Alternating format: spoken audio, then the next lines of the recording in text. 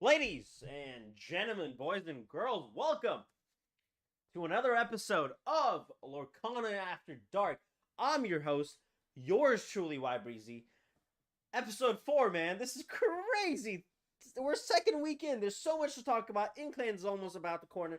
I got about 3 hours. We got 3 hours until we get Inklands. For the ones that are Eastern time, we'll be able to get our hands on the new cards. You know which ones I'm looking forward to. You know the ones. I've discussed it already. Cusco's Palace is the one to beat. I am so excited for this show. There's so much to talk about. There's so much to see, so much to do, so much to be, and we are here tonight. Thank you so much for everyone that coming in. I got a lot to talk about, a lot to discuss, a lot to share. But honestly, the fact that this is still happening is crazy to me. The people that are showing up, doing all the love, phenomenal stuff. So first of all, I do want to thank you for all the love, support, and all that jazz. Thank you so much. But Inklands, man, we got 3 hours until Eastern time gets in New York, Florida, all that fun stuff. We get that all that goodies. There's a lot to talk about. I'm gonna probably discuss some market watching for the pre-release cards. The price is looking a little sus. I'm not sure if that's gonna keep up because like some of the cars are a little too expensive for no reason. And that's not right, man. That's not right. That's not all right. And we're going to discuss that. And then at 9:30, I got my first guest of the day, Mr. Lorcana Cars, one of my first friends in the show. One of my first people to reach out when I was starting off. When I only had one viewer. I had like 300, I had like 400 followers. Now we had 1,000 on Twitter. We are at 700 on Twitch. Only growing better, bigger, better. Still, production is terrible because I'm the only one running it, but that doesn't matter. We're just doing things, man. I need a Jamie, but that's a whole different. Like I need the Joe Rogan Jamie situation going on. That can just pull it up, you know. I need that, but that's not the point here, man. Yeah, we Inklands.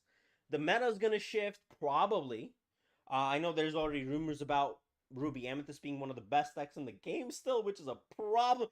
Impact TCG saying with the your hi man, how are you? Thank you so much for being on the show yesterday. I really appreciate your time. I really appreciate your conversation. I'm actually I'm gonna DM you in a probably after the show about something special that I want to cook up. What? Ooh, I have something coming. You might want to be my monthly.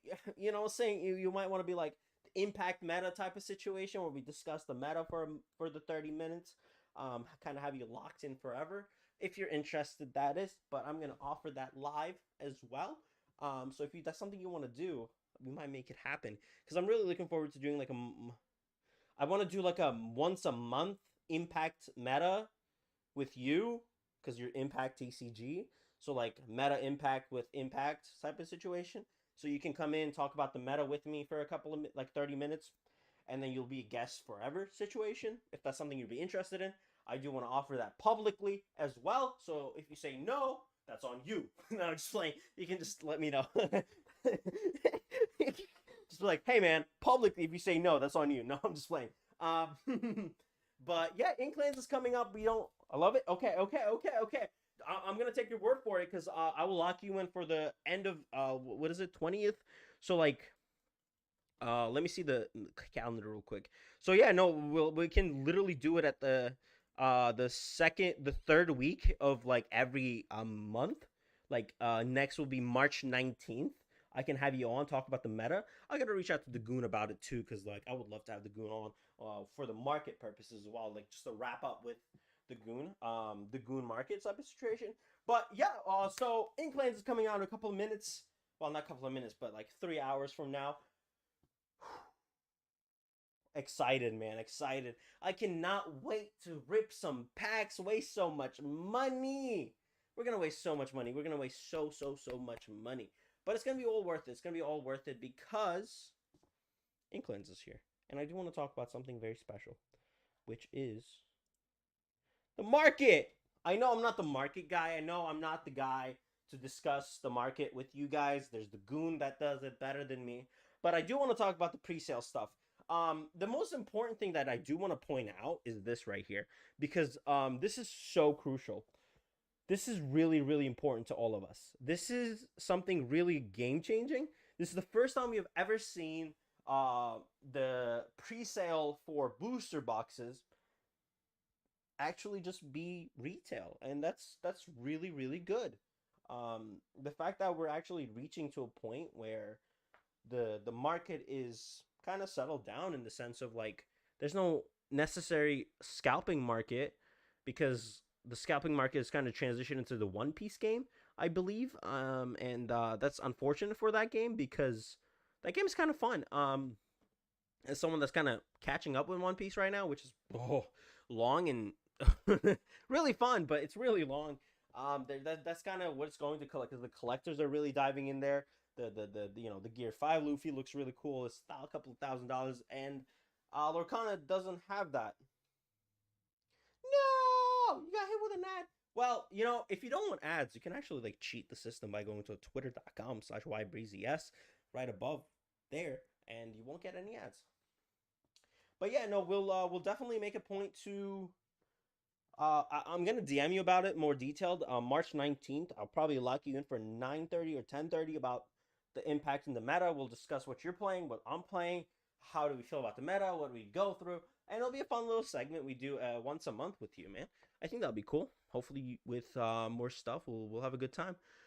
Because like the conversation we had, like, I want more of that. So, and like, I gotta stay here to keep you. No. Listen. It's okay. I appreciate it. But I do want to talk about that. But yeah, Jamie, we can make that fun. Yeah. We can. I'm gonna let you know. They'll probably lock in the 19th. That'll be cool. Definitely for sure. But yeah. So the fact that this set is getting to a point where we don't have to worry about not having availability because it's $125 already on a pre-sale situation, and it's been going down since they got announced. So it's the product is available. So now we have no excuse to be like, I don't know if I want to be buying the cards because the cards aren't too expensive, or in pre-sale it's already not expensive. Will some of these cards go up? Sure, it will go up. Without a doubt, it'll go up, right? Because like these things are at the beginning points, like some of them will go down, some of them go up, but the fact that Sheriff is that much is, it's part of the combo piece. So some of these are hype purchases, right? Some of these cards are people are buying it. Same thing with Beast Relentless. We saw $40. It's only going to go down because more packs are going to be opened. I think this card will get the Tinkerbell treatment in the sense of like it'll stay around this range forever, which is fine because super rares some of the super rares needs to go up. Just to keep the set kind of healthy and not die like we've seen in some sets in Pokemon, we've seen some sets in Yu-Gi-Oh! Where cards just die, sets do die, and that's really unfortunate. Like for Yu-Gi-Oh! We had Legendary Duelist for the water type, the Miko. Miko? Yeah, so his set, the most expensive card is like $30 at like a ultimate rare Silent Honor Arc, which if you guys don't know, it's a good card, but like it's never seen gameplay anymore. It was really phenomenal when I used to play, but like I think this price range for cards are really okay because if you pay $125 for a booster box, right? Optimally, you want to pack a Enchanted for sure, right? Enchanteds are always good. Enchanteds are what we want. Enchanteds are what we want.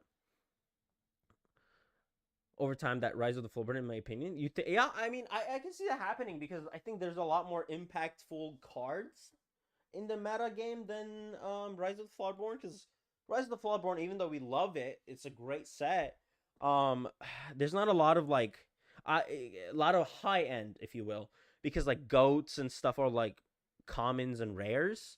The animal shift is always cheap and available. The high-end stuff weren't that great other than the Beast, right? There's not a lot of legendaries and Mufasa. We saw a lot of Mufasa played out, but we didn't see in a lot of other legendaries see a lot of plays. I mean, the enchanted like don't even get me started in the enchanted locations, man. You already know how I feel about it. Don't even get me started. It gets me excited. It gets me woo. It gets me dancing when I see that Cusco's Palace, dude. But like I would pay $200 for the Ursula for sure. No doubt, I'll pay $200 for the Ursula. Lorcana! Ooh, what's your... Oh, well, hold on. We'll talk about that tomorrow. We'll talk about it in about 10 minutes, but I'll see you in a bit, man. How are you doing? How are you? I'll ask you that as well. But 200 bucks for Ursula? I'd pay for that. No big deal. No big deal. But yeah, I mean, some of these cards are really solid in the sense of pricing. Legendaries should be about 10 bucks, right? We like if you pack a legendary from a single booster box, it should pay your booster pack, right? That's like kind of the dream. We want to be able to open a pack. Next thing you know, we pack the card we're looking for. That's awesome. That's what we want to see. Yeah, for sure. I agree. There's so many good legendary cards that will help hold the value. I mean, the one I'm really, really honestly most looking forward to is this Ursula right there. I need four of them. Will I ever pack four of them? Probably not. So I'm gonna buy them. But yeah, I'm really looking for this legendary Ursula. I think this card is gonna hold value forever for any discard deck. Which I think Lorcana really wants that deck to work because they're really emphasizing discard as a tool. So that also makes me also think about how much discard is going to be good moving forward, which means they have to kind of balance that with more draw power, which is unfortunate because draw power is really strong in any card game. But the fact that we're going to get it in a sense of in the sense of like availability in more draw power is also scary because Ruby and Amethyst, that's what the whole deck did. They just drew a bunch of cards, kind of combat the discard. And that's gonna create a little unbalanced in the meta in the sense of like Ruby Amethyst was so strong, and people are already saying like, oh, this deck might actually still be really solid because of cards like the Queen's location. What's his name? The Queen's Castle. This card is kind of gonna hold value. The one of the rares that I'm really looking forward to is the Queen's Castle because I want for immediately, as fast as possible, because I do genuinely believe it's gonna see the 15, the expensive rare is gonna be one of those locations. Um, Morph being $6 makes sense because a lot of Emerald decks are gonna play it, especially the discard edition. Expect this to be a Floodborn God. Don't even get me started on the Enchanted when it comes to that because I love the Enchanted version. So it's just one of those things where we are gonna see a lot of these high end cards stay its value. And like we spoke last time with the Goon, he said don't try to get these high end rarities early on because there's not a lot of product available, especially in the sense of like the big stores that don't have it, so people can just like go to a Target, buy packs yet. So the supply isn't high enough yet. But if you do good prices and you're comfortable with it, why not pay it? Of course. But if you're really looking to save your money, it's always more recommended to just wait out the 2 weeks. But I do genuinely believe that it's going to keep this value for a bit because this set feels like, how can I say this in the sense of like without hyping it too much, but like it genuinely feels like a change of pace with all the cars that are out, and the pricing kind of makes sense. As much as I hate to be like, oh yeah, if you want to play good decks, you got to pay good money, but it is what it is. I mean, other card games other than Pokemon, the big three are struggling with that situation where good decks are expensive. If you want to play good like competitive commander deck, which why? You're paying for all the lands, all the dual lands, all of that for a lot of money. Insane amount of money to be fair. If you really want to dig in, especially Enchanted. Well, Lorcana, I do have to be honest here for a second. If you do want to get into, like, if you want to do this content creation, you kind of have to be open to those spoilers, unfortunately. As much as I would like to avoid them, as for content purposes, you kind of can't. Especially in the sense of, like, you kind of want to be the reactors of that. So my spoilers are already done. I've seen it all, man. I'm so excited. It's so fun. Like, you kind of got to react fast. So we're there reacting fast. Uh, but yeah, I mean, I really don't see Milo keep this Milo. Okay, so I do want to talk about this real quick because Milo is gonna get the bell treatment. I do highly believe in the sense of it's gonna be $40 in release. People are gonna be like, oh my god, why? And then people are gonna drop the price quite significantly. Because like this card is really, really good in paper, but how often are you going to pull it off, and why would you want to pull it off? Because the last ability is when this card's banished, return all characters, opposing characters. That's not good in the sense of like a lot of good cards in Lorcana is on playabilities, right? We got Rapunzel, we got Beast. Well, the Beast doesn't have it. Never mind. Maleficent Dragon. We got a lot of purple cards, a lot of the animals from the Amethyst engine. Hiram, you don't want to bounce. A lot of discard abilities, Tinkerbell being one of them. Amethyst has Ursula, Elsa. Just a lot of unplayabilities that are really, really strong. Hades for Sapphire. Just a lot of cards that I can just name off the top of my head that you don't want to bounce. So, like, if you have this card and they happen to have, I don't know, like, let's say your board has a bunch of, like, different cards, and you play this, and then they play a dragon, they can just bounce back their dragon, and next turn they can just remove another card. Miltoni is so good. I mean, I don't know if it's so good, but it's good. I do believe it's good. I don't think it's so good. But yeah, it's just one of those things where we'll see a lot of we but I do recommend if you okay. Okay, Lorcana, I'm going to be honest here for a second. But if you do want, like, the content creation aspect, I highly do recommend getting the spoilers. As much as it's exciting to not know, if you want to, get your numbers up and, like, all that stuff, you kind of got to do it. It's unfortunate, but it's fun. One of the cores that I'm really, really excited for is Prince Eric. Prince Eric is going to be about I do see it being, like, the $5 to $10 card where it's super rare. You're excited to pack it. If it's foil, it's even better. It's about $10 on the market right now, and there's not a lot of openings available. But yeah, I think this card is really solid in any Ruby option. Just purely because it's a removal. It's a free removal. Grab your sword becomes a problem against it. It's uninkable, which is the huge problem here, but, like, it's a 2/2 that that lures for 2. Like, it's a really good stat line, and I do want to talk about it in the sense of, like, this card goes straight into a potential Ruby Amethyst deck where Lady Tremaine is really, really solid, but this gives you a choice for free. It's not on play, which is fine, but, like, if you don't get rid of it, which will die eventually, you get 2 lore per turn. You just keep questing it until it dies, and then when it dies, you get to choose a character to banish, which is really solid. Obviously, it doesn't go through ward, but again, it just becomes like, is this card gonna change the game? Is Jafar gonna change the game? Is the ramp gonna get better for Sapphire Steel Zoo decks? Are we getting to a point where Ruby Amethyst is just not going to keep up with the aggro decks, which I don't agree, because Mini was a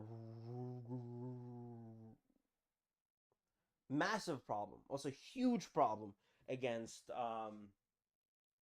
any aggro deck, because you dropped it at turn 3 and you just kind of race is going, and you kind of quest 2 until you can kind of keep up with that, and you remove the board by turn 7 and then just take over the game after that, because, like, having a Lady Tremaine and a Be Prepared around turn 6-7 was life-changing, especially when you have Be Prepared and then next turn, whatever they play, you just Lady Tremaine them, unless they had small goon card that helped protect you from Lady Tremaine. But that was a tech that a lot of people did, but you didn't have that option at times, unless you had the right opportunity, which was good, but that's why Ruby Amethyst dominated so well, because by turn 6-7, unless you're playing Sapphire Steel, you're kind of running out of draw options, which is why we have the meta that the meta was.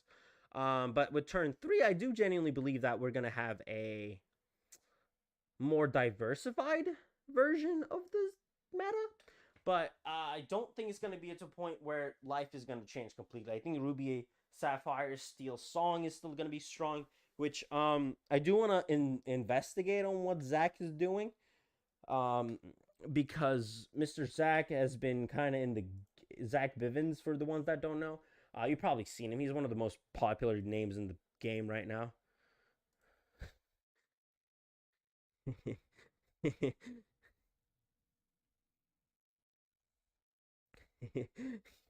So, sorry, villain, the Lorcana villain. My hold on. I'm giggling because he posted this. He posted this. The CM Punk gif makes me really happy. Sorry, wrestling gifs.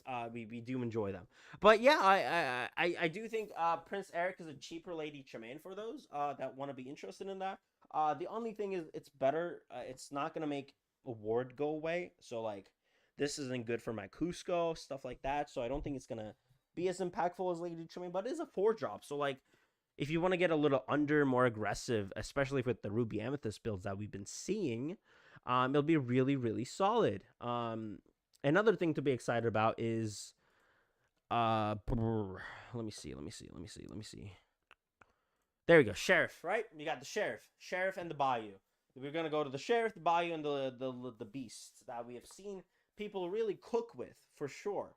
And I'm really looking forward to this. I don't think the hype is worth it. I've talked about it last Tuesday. I'm going to talk about it today, but I'm excited. I loved the ping decks.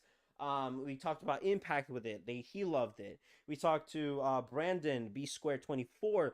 We talked about him about how much he's excited for it. I played this deck when it came out, and then Relentless kind of died away, and then now it's a $40 card. So I do genuinely think there's potential, but I don't know, man. I really, we haven't seen enough data and we haven't seen enough information regarding this beautiful card that we all kind of have hype over. The fact that it's a super rare is always nice because it's going to be nice to pack it, but I'm worried that it might not make it, in the sense of like, there's so many different pieces. If you make it work, it's good. And you don't need to make the combo to make this deck work, right? Because Emerald Steel is already really, really solid because we have a ping deck that's already kind of worked. Having more options to do that, not even the combo fully, we're going to have these cards be effective and be more powerful because of the combination that we have. But again, it's a Beast Relentless heavy deck because Beast Relentless is your win con. And I think that's also a problem with these decks where it's like having a card that's your main win con causes problems. And that's why Ruby Amethyst is so good, because your main win con is just any good card that removes cards. So these kind of situations are going to come up where we will see combination decks come out. Mufasa decks are cool because it doesn't have a win con. You can kind of just play good card pile. I think that's what Mufasa decks are. They're just good cards combinations in a pile. And that's why I really, really like those styles, where we can have a lot more than just, you know, the 1 or 2 things that work. It's really cool. But yeah, there's just so much to talk about. Again, I can talk about these all day long. But I kind of want to hear from you guys, if you're in the chat, if you're talking on Twitter, YouTube, whatever you are. What is your I need to pack this? I'm not talking about enchanters. I'm not talking about the value, but like, what cards are you hoping to pack so you can play it, right? Because Jafars are really exciting. I would love to pack Jafars. I would love to pack Jafars. I would love to pack the Grandma. I would love to pack the Grandma because I want to make this card work. And I do genuinely think it's a workable card, especially in, decks are like this, where it's my Steel Sapphire deck. Like, this is a beautiful drop by turn 5, because when I have 7 ink, I want to get to about 12. 12 is my sweet spot. 12 to 15 is where my life really gets up, because Fishbone Cool just becomes gain ink and a lore. Bell becomes gain 5 lore if you quest it, and then you gain 1 now. So now it's a 6-drop. There's just a lot that it offers, I do genuinely believe. So it's just one of those things where we probably going to be looking forward to. I personally am looking forward to packing this card. I do want to pack this card because it's such a. I love Grandma Tala. She's one of my favorite characters in Moana. I think it's just such a cool looking character. It's such a cool looking card. It's such a cool character, and that really helps me personally as someone that's seen Moana so many times, and it only makes it better for me to just dive into Steel Sapphire. Although I should be playing Emerald because my brand is Cusco. But but you know, I haven't played Cusco since chapter 1, and it's a little problem, you know. I'm gonna get exposed for this. Chat. Everyone listening, I'm gonna get real for a second. We're gonna break character. We're gonna break kayfabe for the ones that are into wrestling. I haven't played Cusco since chapter 1 ended. Yeah, I know, chat, I know, chat, I know what you're thinking. Chat, this is you right now. Hey man, why are we not playing Cusco? Hey, what's going on? Well, let me tell you something. So he's not really playable right now. He's unfortunately unplayable. He's really good. He's good for a green Fossa, and I love that deck. But I didn't build it, chat. I'm sorry, I just didn't build it. I have like 40 copies of Cusco now, and 240 llamas. Well, 1,000 total. I do have 1,000 llamas. I can build a deck featuring him. Okay. Well, I will see you in like an hour. Can you actually could you send me your PowerPoint? I would love to have the PowerPoint on my screen as you describe these characters. Can we do that? Actually, that'd be really cool. If that's possible, we'd love to do that for second hour, because I think that PowerPoint will get us to 20-30 minutes, because I'll ask you questions, you'll answer, and will be good time. I think that'll be really fun. So if you want to do that, that'll be lovely, Mr. Maiden 10. So that'll be fun. But yeah, so Inklands, man. I'm about to send. Beautiful. Thank you so much. We'll have a good time. I will annoy you. I do want to apologize. I'm a terrible student, like in the sense of like miss. Okay. I will annoy you. I'm a terrible student. So like get ready to be annoyed. I don't know if you can tell, but like I do talk a lot. I do annoy people a lot. That's kind of just what it is. But yeah. Yeah, miss. We'll discuss. We'll discuss. You got to teach me. You got to be like, this show is the best, and here's why. But ladies and gentlemen, I do have a couple of minutes to kill before we got our first guest on the show for the episode of Lorcana After Dark, episode 4. Next episode is going to be on Tuesday. It's going to be better, bigger, stronger, faster, you know the song. But yeah, we'll discuss a lot of Inkland first glimpses into your limited action. We'll talk about your experiences, all that fun stuff moving forward. So shout out to everyone that's stopping by. This show has been stupid. This show has been great. This show has been crazy. So thank you so much for everyone that's stopping by. This show stinks, man. The fact that you guys are here is one of the best things to happen, and I'm forever thankful. But yeah, Inklands are great. I do genuinely believe that these cards are not going to keep these prices. Lucky Dime at $6. I don't think that's, pick them up. If this card is $6, pick them up. Pick them up. Please pick them up. This is not a financial advice, but like $24 for 4 legendaries is not a bad price. That's like 4 packs. Imagine you open 4 packs and you get 4 legendaries back to back. That's really good. So I do regret. If you ever see a legendary for like a pack, do buy them. Like, I'd rather buy 1 card legendary for that price than that's cheap. That's what I'm saying. Like, this is a pack. Like, 681 is your genuinely like your pack price per with the tax for $680. If you buy 4 of these, you buy 4 packs and you pack 4 legendaries and your uncommons. But your uncommons and commons are sent, so you don't even have to worry about that. You can just buy them. Chat. When I mean don't worry about your commons and uncommons, I bought 240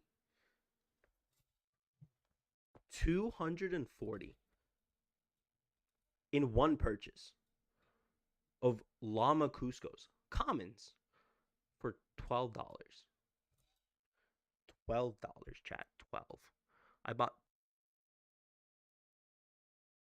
I bought 240 cards for $12. That's including shipping. So, so like you don't have to worry about those commons and commons. Unless like there's like Buckies and stuff that are like $1, sure. But like for legendaries, you can buy a booster box for $120 and not even pack that many legendaries. I've seen people not pack legendaries that much. So like the fact that it's happening, if you have $24 to spend and you're not sure if you want to buy a legendary or buy packs, sure, go buy packs if you're gonna try your luck at an enchanted. No one's stopping you. But like if you're really trying to play collectible cards, please, please, please buy your singles at reasonable points. And that's why I bought Mufasa, my playset of Mufasa for like $10. Cause like I was like $40 for 4 legendaries. That's not that bad. That's not that terrible. So, but yeah, chat. Without further ado, though, I do wanna get the Mr. I do want to get our first guest in the show. Chat. Mr. Lorcana Cards is going to be on the show talking about all things. Do I not have him added? Wait. Chat.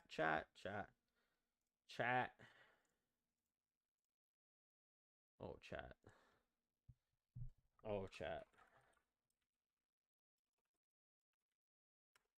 Oh, I do have him.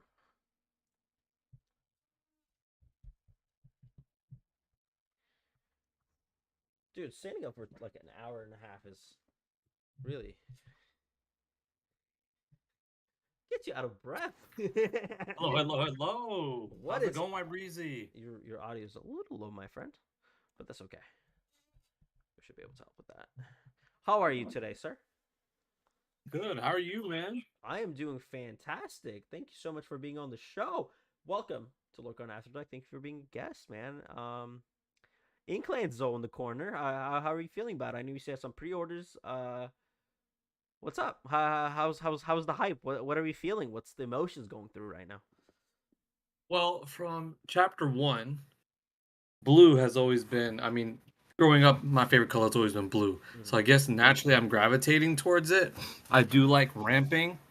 And I actually, to practice for the Starter Deck tournament at my LGS Decks and Dice Tournament Center, shout out, I've been playing the Ruby Sapphire Starter Deck with all the ducks. And so I've always been a DuckTales fan from the 90s. I'm a 90s kid.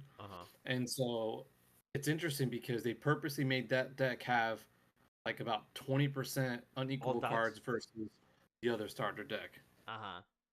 Okay. So with the starter decks, I know there's a bunch of events that do the starter deck stuff. So are you leaning towards the ducks or are you leaning on the other deck? So to win, you probably want to play Amber Emerald, get the Pluto going on. But if you like the challenge, the thought, the combos, the lore combos, you want to go with the Ruby Sapphire because it has more locations and it has removal with Dragonfire, so it comes with a couple of those. Oh wow, okay, that's pretty good. And it's the ramp because you get ramp with Montanui, and that's why I mentioned in the chat earlier. It's pretty cool card, and I think if you get your locations out in Ruby Sapphire, you'll probably win the game. Okay, because you essentially get your ink from getting like Maui out and then putting him on Montanui, attacking somebody, and when they get banished, turn them into ink, and you kind of keep that cycle going because there's a lot of attack power in that Ruby Sapphire starter deck. Okay. So like, cause like I'm thinking about doing one of those sealed events with the starter deck. So like, this information is quite helpful because I honestly, with the starter decks, cause like I know I'm gonna buy a lot of packs because that's kind of what's gonna happen. the goal is to get all the play sets of all the cards and all that stuff. We've been very successful with that for the last 2 sets. So I Oh, haven't for some been. reason I can't hear you. Oh no, should be able to hear me. Everything's working fine. But yeah, so like I'm really looking forward to the um the starter decks because just purely because there's a lot of the new locations that Like is I have you in the I can hear you on the stream, but I can't hear you. Ooh, I don't know why. Cause like I see myself talking right now, man.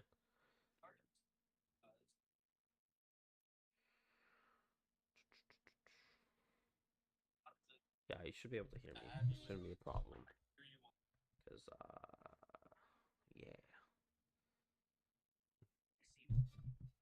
yeah, no, my audio is good on my end. Um, but yeah, so the starter decks, it's like $16, which is really good because like it's almost buying 2 packs only, and you get a pack for free, so it's only $10.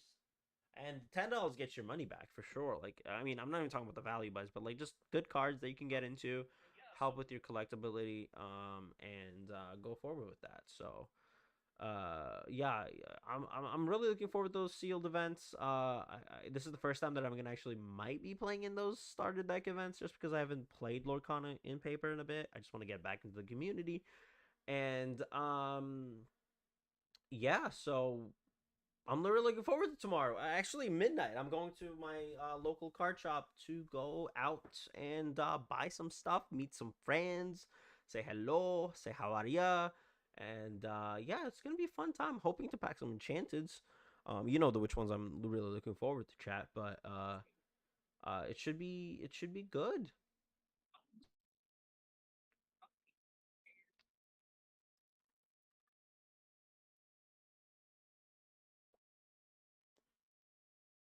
Okay, hold on, chat. I'm having technical difficulties.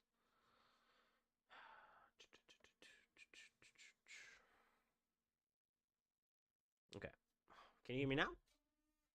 Yes, now I can hear you. Oh, okay. That's okay. Well, so with the starter decks, right? I kind of discussed it as my alien cat comes back on the screen. Uh, but yeah, this is the first time I might be playing the actual starter deck tournament since chapter 1 because I kind of skipped chapter 2 just because the decks was like okay and not that exciting. But with moving forward, I think this is going to be the location stuff because I kind of want to get my hands warm with the locations and how to play the game with the locations because I think it's going to change significantly how we're thinking about how to do things. So I think for anyone that's kind of like getting into the game or like haven't played in a bit because you haven't been locals or anything like that, I think playing the starter deck event is going to be really efficient just purely because it gets you back into the idea of thinking how to play the game with a different mechanic because locations are so different than what we had in the last 6 months. Oh yeah. Yeah, for me personally, my first foray, I mean, I've seen a couple things like you've said, you're like, hey, try to look into more spoilers during spoiler season so that way, you get more hits and things like that. Mm-hmm. And yeah, so it's interesting because when they first started announcing them, I'm like, okay, interesting. And then I think me and you had a little bit of opinions on how things would work. Like, oh, the Mm-hmm. Emerald card must do this, the Sapphire, and I was kind of right that there was going to be some Sapphire card that Uh-huh. allowed ramp or ward, and then Montanui allows the ramping. Where I think it's which one was it? I think it's the Cusco one, Cusco Topia. My Um, palace, the palace. my home. I think that's the one that does ward and No, that's Fang. That's actually Fang. oh, Fang does both. I Yeah. knew it was Fang but it's is Emerald. ward and yeah, it gives you ward. That one I think is going to see a lot of play. Yeah. So I do agree because like Emerald is kind of gaining this personality characteristic, if you will, of like this location themed stuff with movements and stuff like that. So I do think like we're gonna see a lot of like Ruby Emerald builds that I don't know how well they're gonna do, obviously, because like we don't those decks are kind of niche heavy. But I do think if anyone that wants to build those location movement stuff which like for the ones that probably few people that played Marvel Snap, those like movement decks are fun. So like if anyone that wants to do that, I think Ruby Emerald's gonna be their call, just because a lot of cards like Voyage and like the 1 drop song from Hercules, moves cards for free. I think that's gonna be really important for those builds, just because like cards like Cusco's Palace, Fang have a lot of value when it comes to moving them into the location. So having them for free is going to be huge. Like for example, for Cusco's Palace, because like I'm kind of biased with that card. It's expensive. 3 is a lot for a card that is just to move a character there to have an ability that's unfortunately not that great. But if you do it for free, now you have something to work with. True, and I know about that. Like, what is it? Void door, something The door. It Volt it door, protects. the Yeah, Volt, so it yeah, protects locations. yes, that's the But Sapphire is one, there? right? I believe so. I'm looking right now on the list on Pixelborn. Mm-hmm. Let's see if I can find it.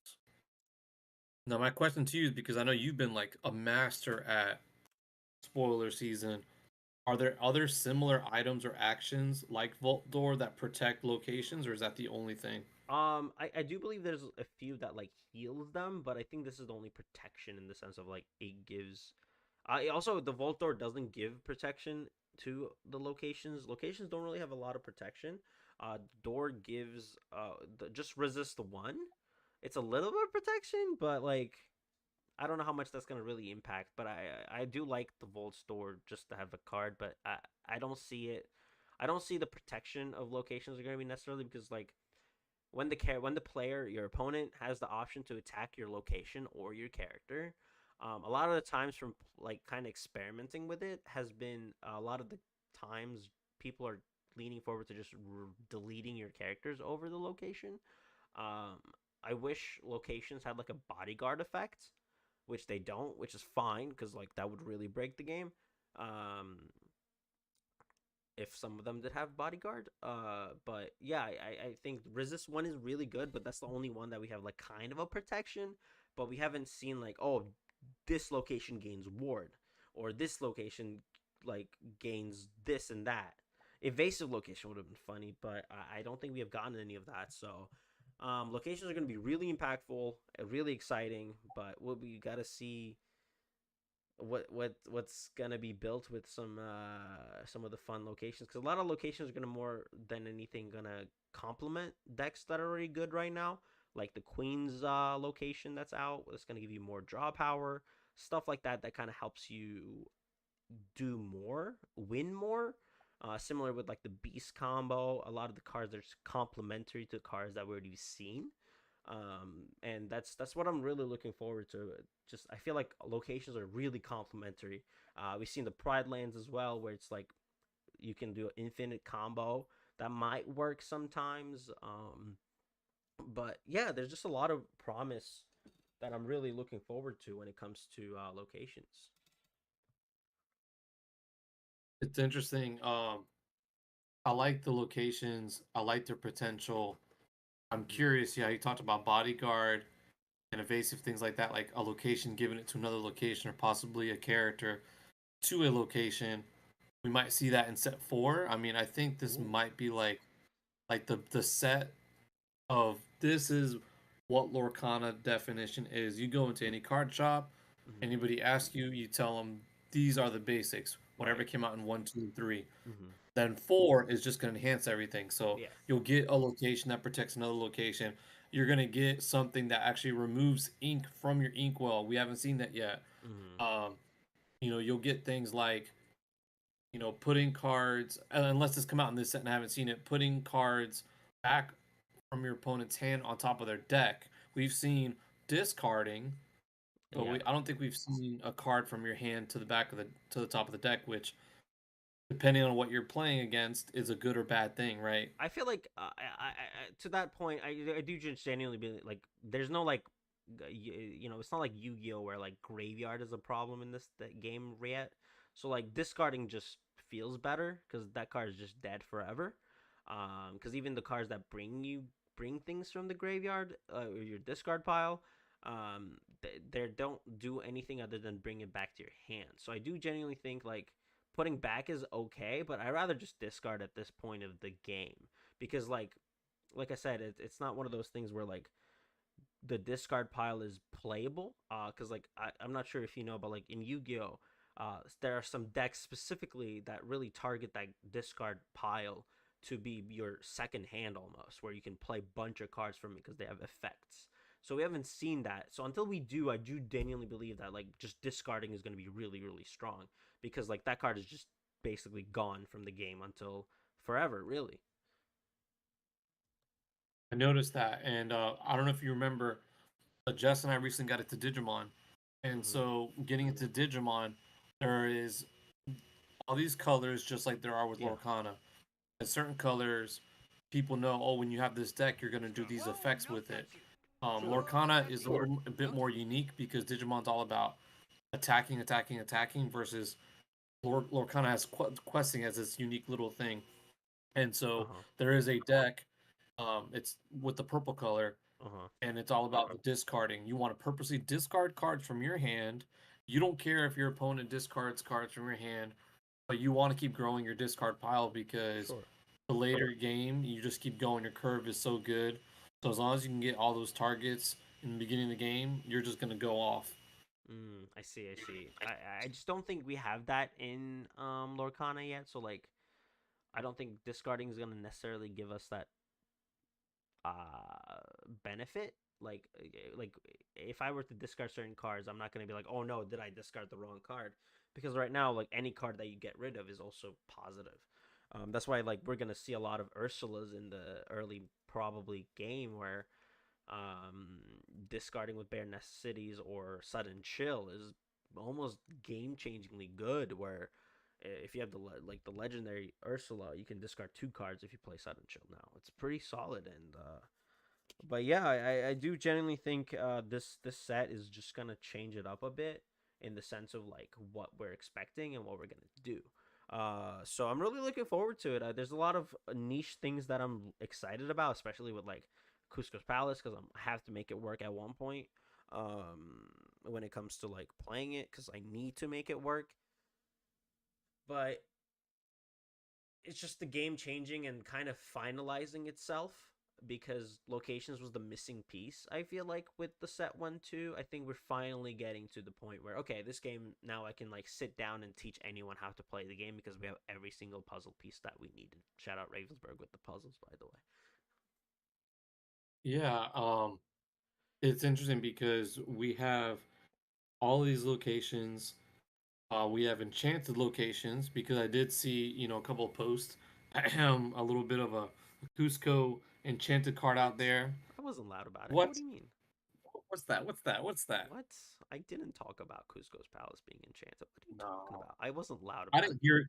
I didn't hear your No, scream. I didn't I scream didn't hear about it. you scream. What, dude? I wasn't What? happy about it. I was stone cold. I was like, cool card, man.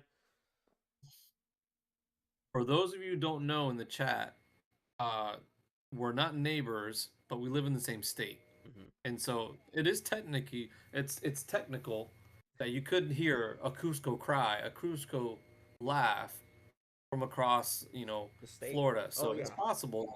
I got the I HR felt some calling vibration. me. I was at work. I was like, oh wait, what is this? What is going on? Well, it's funny because I was talking to you earlier today. I was like, man, you work from home, and you're like, nah. And No, so I do. I work from home, and so there's pros and cons with that. for sure. Um, and so I'm a gamer. I know you're a gamer because you have a huge wall, you have your Pokemon stuff and all that. So there was this thing called the Nintendo Direct. Have you ever watched them? Oh yeah. I saw the Epic Mickey. I'm excited for it. Dude, the Epic Mickey, you kidding me?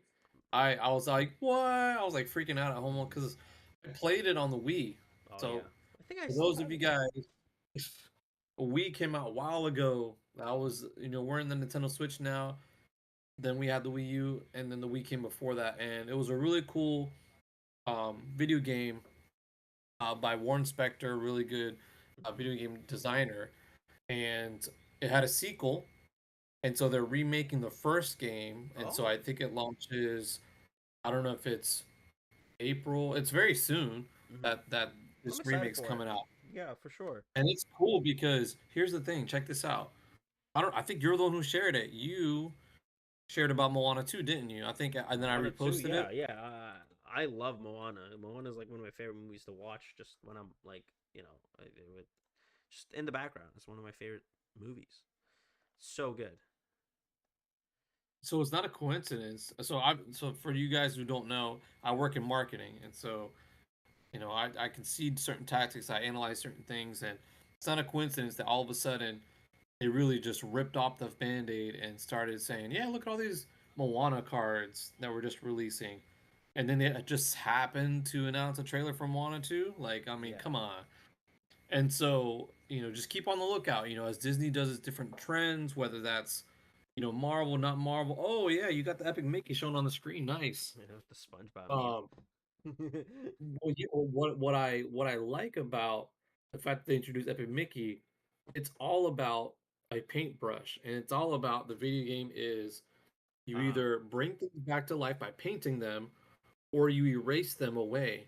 right. And so hello, we have inks all over Lorcana. That's what it's about. So it'd be Hmm. really cool to kind of see. It's a little bit scarier, the Disney characters, because some of them are like robotic and all that. So like, if you had like a 4-year-old playing the game, like, Yeah, you for might sure. induce a little bit of nightmares. But I think that there could be some kind of like in chapter 4, I don't know, or maybe whenever the game launches, I feel like the next set around that time will relate to it. Hmm. Um, Surely. and I just feel like you're gonna have. So we're into the Inklands, right? And Right. supposedly, like Ursula, from what I'm understanding, she's kind of like the big baddie so far, and it seems like she's really chasing the lore. So I'm Hmm. just wondering if some kind of accident happens, the same way like our boy with the guitar, I can't remember his name, he ended up Martin. messing up. Martin did Yes. nothing Oh, wrong, chat. Martin did nothing wrong. I want to point that out. He just wanted to rock out. He wanted to get lost in the sauce, and he got a little too lost in the sauce, and now he's just causing a little problems. so I'm just curious, like if something's gonna happen and it's gonna like I know Lorcana is technically already like this whole multiverse universe like Marvel has with all Hmm. their movies, Sure. but I wonder if they're going to do something like into the Inklands, but then what something's going wrong as the heroes are trying to like save the Inklands. Something's going wrong, and all of a sudden the Inklands turn more into like a wasteland, Hmm. and then now you start seeing these robotic Disney characters and things like that. So it may not be in chapter 4, it may not be in chapter 5, but who knows? Right. That's funny that you mentioned that because like I don't know how much active you're in the Discord for the official Lorcana channel. But there was a point where people were talking about like the potential like the space aspect of the game because like we have Lilo and Stitch which are like the space characters, right? People are talking about like how what if happen like because like the game doesn't necessarily limit Floodborne characters just to one of their kind, right? Because like we can have more than one Floodborne Tinkerbell. So there was already like like not rumors, but like chatter about kind of fantasizing about like what if you had like mecha suit Tinkerbell as a Floodborne? Because like why wouldn't you, right? Because we have Lilo and Stitch in space. We have we have the spaceships from a bunch of the stuff we have seen already. So like why not mix and match the universes, right? Because we have the pirate themes that's kind of been popularized in the Lorcana platform. We have like the that kind of aspect of like ships and stuff. So why not take it to space at one point? And that's kind of very interesting. That might be a point I want, like bring those worlds together and make everyone go to space. Who wouldn't want to see a spacesuit Tinkerbell? Who wouldn't want to see a spacesuit character A, B, C?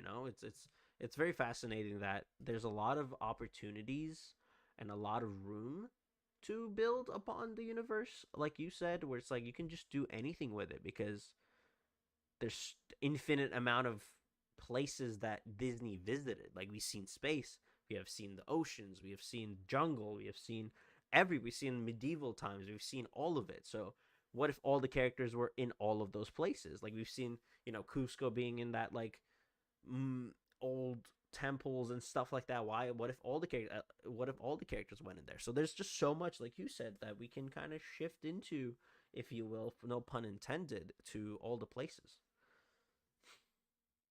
Yeah, that'd be awesome. I think in Desert all too, it's yeah. all encompassing, the art in chapter 3 really is Oh, like yeah. I feel like I don't know if it's like, okay, again, because I'm in marketing, I also have a graphic design background, and so a lot of times what happens is you want to get a good foundation. And so to get the foundation to meet a deadline, you may not necessarily have a billion hours to make the best looking product, Right. but you want to have a good foundation so that no one's making fun of you, no one can say you were lazy, but then all of a sudden by the second time that you're doing the product, so let's say by chapter 2, now they're like, okay, we finished the chapter 1. We're on chapter 2. We knew how much hours it took to make all this stuff. We knew how long our artist took to make stuff, how much the approvals took and all that. If you see the art from 3 and you Hmm. compare it to chapter 1, wow. Yeah. Like I mean, it's Nicholas Cole, one of the artists, actually mentioned that too, where it's like chapter 3 is the first chapter that artists that made the cards knew what Lorcana was, like in the sense of like they came out, they kind of saw what's happening, they knew what's happening, so they kind of elevated that. So I think, yeah, that definitely, if anything, they're just getting better, right? yeah. I'm looking at that Sapphire the Queen. Uh-huh. It's called Mirror Seeker. It's so detailed. There's so many things going on there. It has so much personality. And then the Scrooge McDuck, Uncle Moneybags, the Oh, fact that he has such like a this cool cool card. suit. Yeah. Yeah, I'm like, man, this is like really awesome stuff. I mean, you can see some stuff is like, oh, they're trying to replicate, a movie scene or something like that, but they're definitely putting their effort in, and I just can't wait until they do like the Pokemon route where you get essentially a full art where it's like even better Right. than like an enchanted, like I where don't they know. really I go. really hope we don't get that, to be honest with you. Like Pokemon's like those arts are kind of saturated, where it just doesn't feel like you're doing anything anymore. Like I bought the hidden the Paldean Fates ETB, and like I packed a bunch of cards, and I'm like, oh my god, these cards are really pretty, but like it just didn't feel like anything because I packed like 4 of them. I don't know. It just I feel like oversaturating it also kind of kills it, where it's just not as exciting anymore. Oh yeah, no, and I definitely don't want the oversaturation. I just want to see some additional Yeah. things, kind of have that push. Like, I think I saw the Cusco Palace Enchanted. Hmm. I just feel like, they can push maybe the location enchanters more, and maybe that means that they do have to like redesign the layout in a sense. Because for me, it just looked a little too similar to a regular location card versus you see Elsa and then you see her enchanted. They're two completely different cards. And so I feel like, but again, we're back to the whole chapter 1. They were trying to Right. figure out the bases.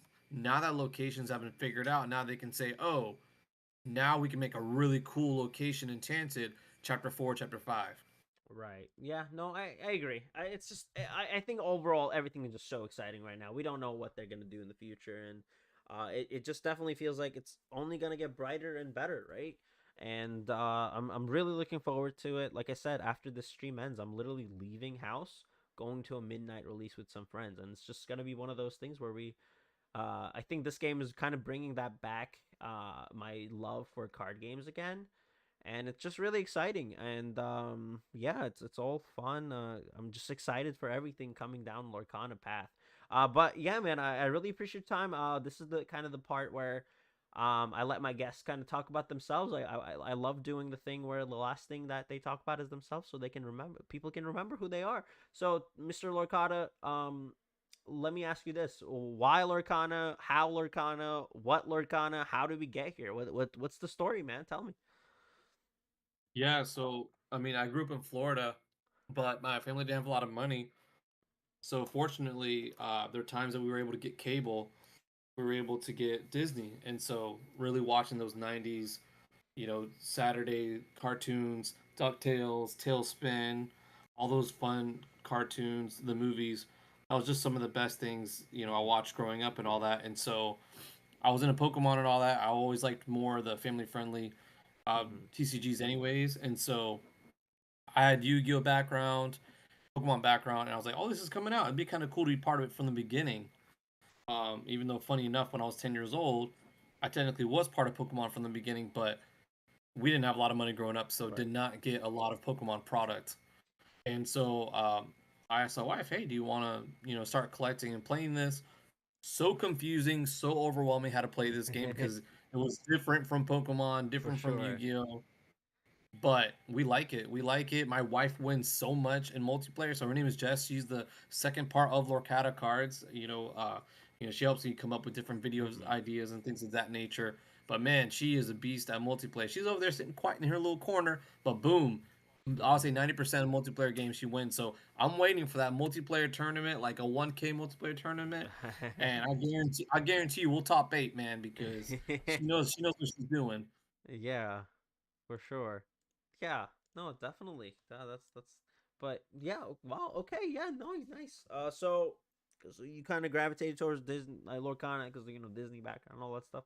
I mean, that's kind of been common theme. So yeah, that's awesome, man. I really like hearing the stories of like people kind of bringing their like partner and all that to into the games because it's Disney, anyone can kind of get into it. You don't have to sell it to anyone because like anyone's gonna be kind of interested when they see their favorite Disney character in a card and like, oh my god, this is awesome. Like, I mean, it happens to me every time too. But yeah, it's just one of those things. I really appreciate your story. Do you have anything else to kind of bring out your Inkland excitement? Any cards that you're like, I need this in my life? Well, I really want to make that friend like me genie card work just because of that Uh huh. crazy ramp. I know you give your opponent 3 as well, ink, Mm-hmm. but man, I just want it to work. And like really getting these locations. I've been getting a lot of practice with the starter deck, Ruby and Sapphire, so really figuring out what to do, what to play because I do not want to keep seeing Ruby Amethyst topping tournaments, winning tournaments. There should be more variety in that, and so I think that chapter 3 with these locations are going to bring that because I think that non-Ruby and Amethyst locations are pretty good in this Mm-hmm. set. Right. Yeah, no, I agree. I hope we don't see Ruby Amethyst just keep going, but like people are already chatting about it being really, really good. So I'm a little worried. But yeah, but as I kind of let you go off to the night, I know it's getting a little late for you, and it's getting, I don't want to keep you on here for too long. Where can people find you? How can people see more Lorcata content? Yeah, so just like you're streaming on Twitch right now, I stream I switch my day from Monday to Tuesdays, 7 to 9 p.m. Eastern. And I did skip this week. I had to do some family stuff. Family's important. For sure. But they can also follow me Lorcata Cards on X, Twitter, however you want to call it, and also on YouTube as well and on TikTok. And so Ooh, hopefully we'll be doing some pack breaks soon with Chapter 3 sure. as soon as we pick up our pre-orders tomorrow. All right, nice, nice. Well, Mr. Larcada, I really appreciate your time. I thank you so much for being on the show. It's always a pleasure speaking with you, and hope you have a wonderful rest of your night. And again, thank you so much for being on the show. I really, really appreciate it. Hope you had a decent time, and maybe we'll have you around, probably down the road somewhere where I'm a annoy you, be like, hey, come back on the show, please. So, again, have a wonderful night. I really appreciate it. It's an honor and a pleasure to be in your presence. Pleasure's all mine. Have a good night and safe travels out there. All right, you take care, man. Appreciate it. Have a great night. Bye. You too. Bye bye. Chat again, ladies and gentlemen. Another phenomenal interview. Yeah, yeah, yeah. This is your place to go to. Have a good time. I'm not lying to you when I say like, oh, chat. It's so weird because like none of this is scripted, right? It's just me and me. Like, of course, Lorcata, it's a pleasure to have you. But like I said, like it's one of those weird things where I kind of there's no script. It's just me and me. It's weird. It's one of those weird things where it's like things go so naturally, and it's just I think that's one of the things that makes the show kind of special in the sense of like it, I don't know. It's fun. I do enjoy just the conversation. I know And again, a lot of phenomenal other shows are out there, and go watch all of them. Fun fact: go watch all of the podcasts, do all of it. But this one's cool too, man. Just hang out. The show stinks. Actually, you know what? This show stinks. Don't watch the show. What are you talking about? Get out of here. Do other things. But yeah, Inklands.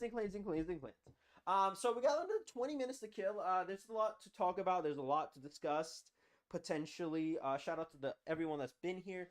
The fact that like a couple of months ago, when I started first doing this in app who shall not be named. Okay, yeah, just don't want the show stinks, dude. Shout out, this show stinks. Okay, but yeah, we made this show just to move into more of a talk show perspective, because I already did that. Like, we chatted quite a bit, but the fact that like people are kind of hanging out even though I'm not playing the game is really, like, it means a lot to me, and I do appreciate that. I hope I can kind of keep that going for you guys, and have a good time. And so it's just one of those things where we had to move on from Pixelborn game who shall not be named, and but yeah, it's been phenomenal, and thank you so much for everyone that's stopping by, saying hello. It's been a beautiful journey, and there's so much to go. Next week we're gonna talk about all cards that are good that shocked us, all cards that are bad that disappointed us, stuff like that. So we got like another hour to kill, not kill, but you know what I mean, to really discuss why we're doing things. So one of the color spectrums that we really wanted to talk about here is the emerald, right? Because I'm the emerald guy. I played emerald for set 1, set 2. I played a lot of emerald, but I'm playing a lot of steel sapphire right now because I really enjoy the ramp. Because for the ones that don't know, I played a lot of this guy right here. That's my guy. So I'm very ramp friendly. I love ramp. Ramp is one of my favorite like things in a card game. So because like it's just more resources. It's just more availability, more resources, more power, more shenanigans you get to do, right? It's just so fun. And I do really like having that availability, and I like that having that like the resource aspect just not even being a problem to me is really fun, because like my background is Yu-Gi-Oh, for the ones that don't know. So like ramp to me, Sapphire to me, is just really speaking to me because I don't have to worry about resources anymore because I rank so much. Ooh, look at me! I have like 14 ink now, so I don't even have to count my inks anymore as much as I need to, and it's really fun. Because my Yu-Gi-Oh background is like I want to play all my cards as much as I can until I get be prepared. But that's not here or there. That's not here or there. That's not a problem. But yeah. But one of the things that I do want to talk about is the impact of this one goober right here. This card here is a rare. That's about $6 right now. Morph is a. I don't want to say metamorphing because that's too like here. You know what I mean? Like it's too on the nose. I don't want to say like, oh, it's gonna morph the meta, but it will. In the sense of like, uh, Emerald is gonna be an option for any Floodborn heavy decks. Just because Morph is a card. It's basically exactly what Morph reads, right? Morph, the definition of Morph. It just, this card becomes any shiftable target. So now you can shift into your Tinkerbell, Beast, even your uh, Grandma Tala, your Queen, just your Kita, your Snow White, just any Floodborn you can think about. Now you can shift in your Scar, your Aladdin, those cards that are really your Madam Mim if you want to really play those cards. But just a lot of Floodborn cards that are just not really played. Might see some more play just purely because this card exists, especially with like synergies like Blue Fairy that lets you draw a card each time. I think there's a lot of space to play cards like this where we can just gain a lot of benefits from having a cheap shift target, especially with like Beast, where we didn't have a target for it. Like the Sad Beast didn't have a target. Like we didn't have a single target for shift that was valuable. because all the other beasts were expensive. All the other ones are big. I mean, more cards, right? Like we got Robin Hood that's gonna see some play in Emerald Steel. We're gonna see a lot of that too because he has a Goon card now. The one drop 2/2. Shout out the Goons. Always love the Goons. So we got more options available to us where it's just gonna provide that availability to those cards where shift cheap is good, right? We want more value, we want more stuff. So this card is really metamorphing, in my opinion. I think we're gonna see a lot of it available. Just being able to shift any card you want gives Emerald that extra viability because Emerald has a lot of good cards already. So now we have more options, more availability to complement other Floodborns. So I do think Morph is gonna be really positive in the sense of that. But yeah, so that's kind of my hot take of the day. I think Morph is gonna morph the meta. If anything, kind of change it up. I don't think it's going to be like tier 0 or anything like that, but I think we're going to see a lot of top decks with Morph. And if this is wrong, chat, this is pack tactics number 2, okay? So like if Morph is not playable or Morph is not played, like pack tactics, clip this, look at it, point at it, and come back to me, okay? Sounds good? Sounds good. Okay, cool, chat. But yeah, so we will definitely be complaining about that. But moving forward with it, there's some things that I do want to... How can I say this? I am worried, chat. I am worried. I am worried because... Chat, I'm genuinely worried because Ruby Amethyst is still really good, and it only got better. And that's a problem, chat. That's a really big problem. Because when I say like, it's kind of good. Also, it's really good. Also, it got better cards. Also, more draw power. Also, scary. Also, Jafar. Also, big problems. Also, Prince Eric. You know what I mean? Like, there's a lot of good cards that are in that set already. In that like set of available cards within that color scheme in the sense of purple amethyst, purple red or ruby amethyst, whatever you want to call the deck. It's just a little bit better now than set 2. And I don't know how I feel about that, chat. I don't know how I feel about that because if you get another tier 0 format, my other worries is going to be, am I going to want to play this game? And the answer is yes. Of course I'm going to continue to want to play this game, right? I always want to play this game. I always want to play. I always want to do this. It's always fun. It's always a good time. Surely we don't have a problem with it, right?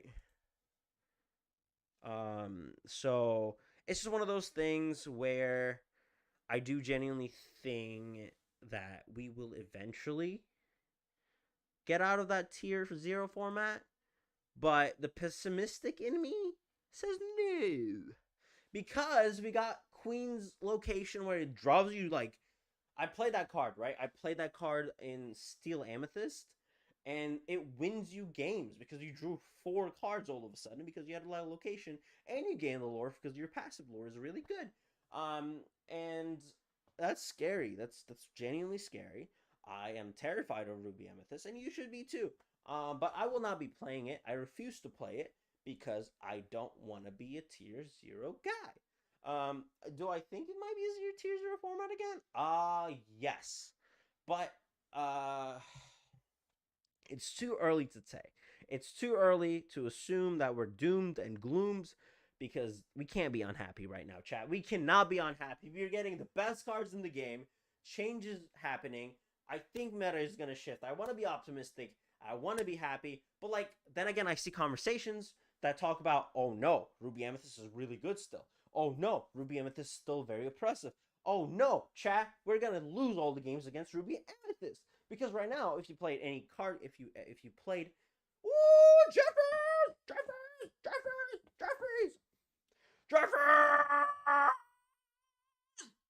Let's go! Lorcana raid, baby. Come on. Shout out Lorcana After Dark. Thank you so much for coming in. How are you guys doing tonight? Let's go. Let's go. Let's go. Let's go. PogChamp. Come on. Let's go, chat. Chat. We got people in here. For the ones that don't know, my name is YBreezy. I'm your host, yours truly, of Lorcana After Dark, over there. What's up happening? Let's go. Jeffrey's homie, what's up? Hope you have a wonderful stream, man. Hope your stream was so good. Hope your stream was fantastic. Thank you so much for coming in today. I'm your host.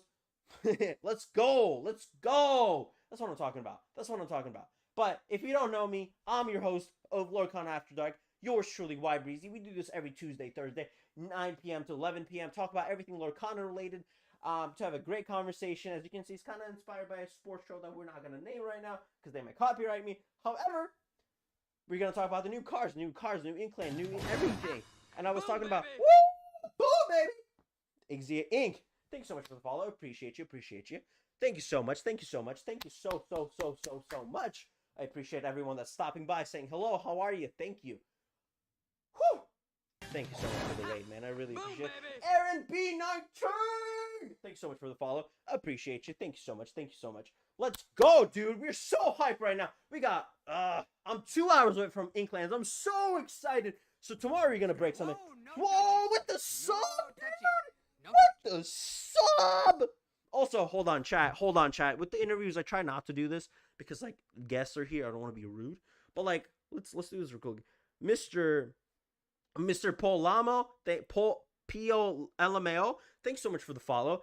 Amo, thank you for the another primo with the four months now. Pog champ, thank you so much for the follow. Thank you for this is the best, dude. Inklands is here. So let's talk about some problematic cards, right? Shall we talk about some problem cards? We probably should. I already talked about this Jafar card. I'm scared. You should be scared too. Because this card's really strong. Really freaking strong, man. It's so strong. Let's just talk about it real quick. Jafar is a problem, guys. Hi, guys. I'm here. This is distant me. Hi, I'm right here now. Wow, chat. Wow, where did he go? This card's a problem, chat. Let me talk about this real quick. I played like I want to say like 30 games.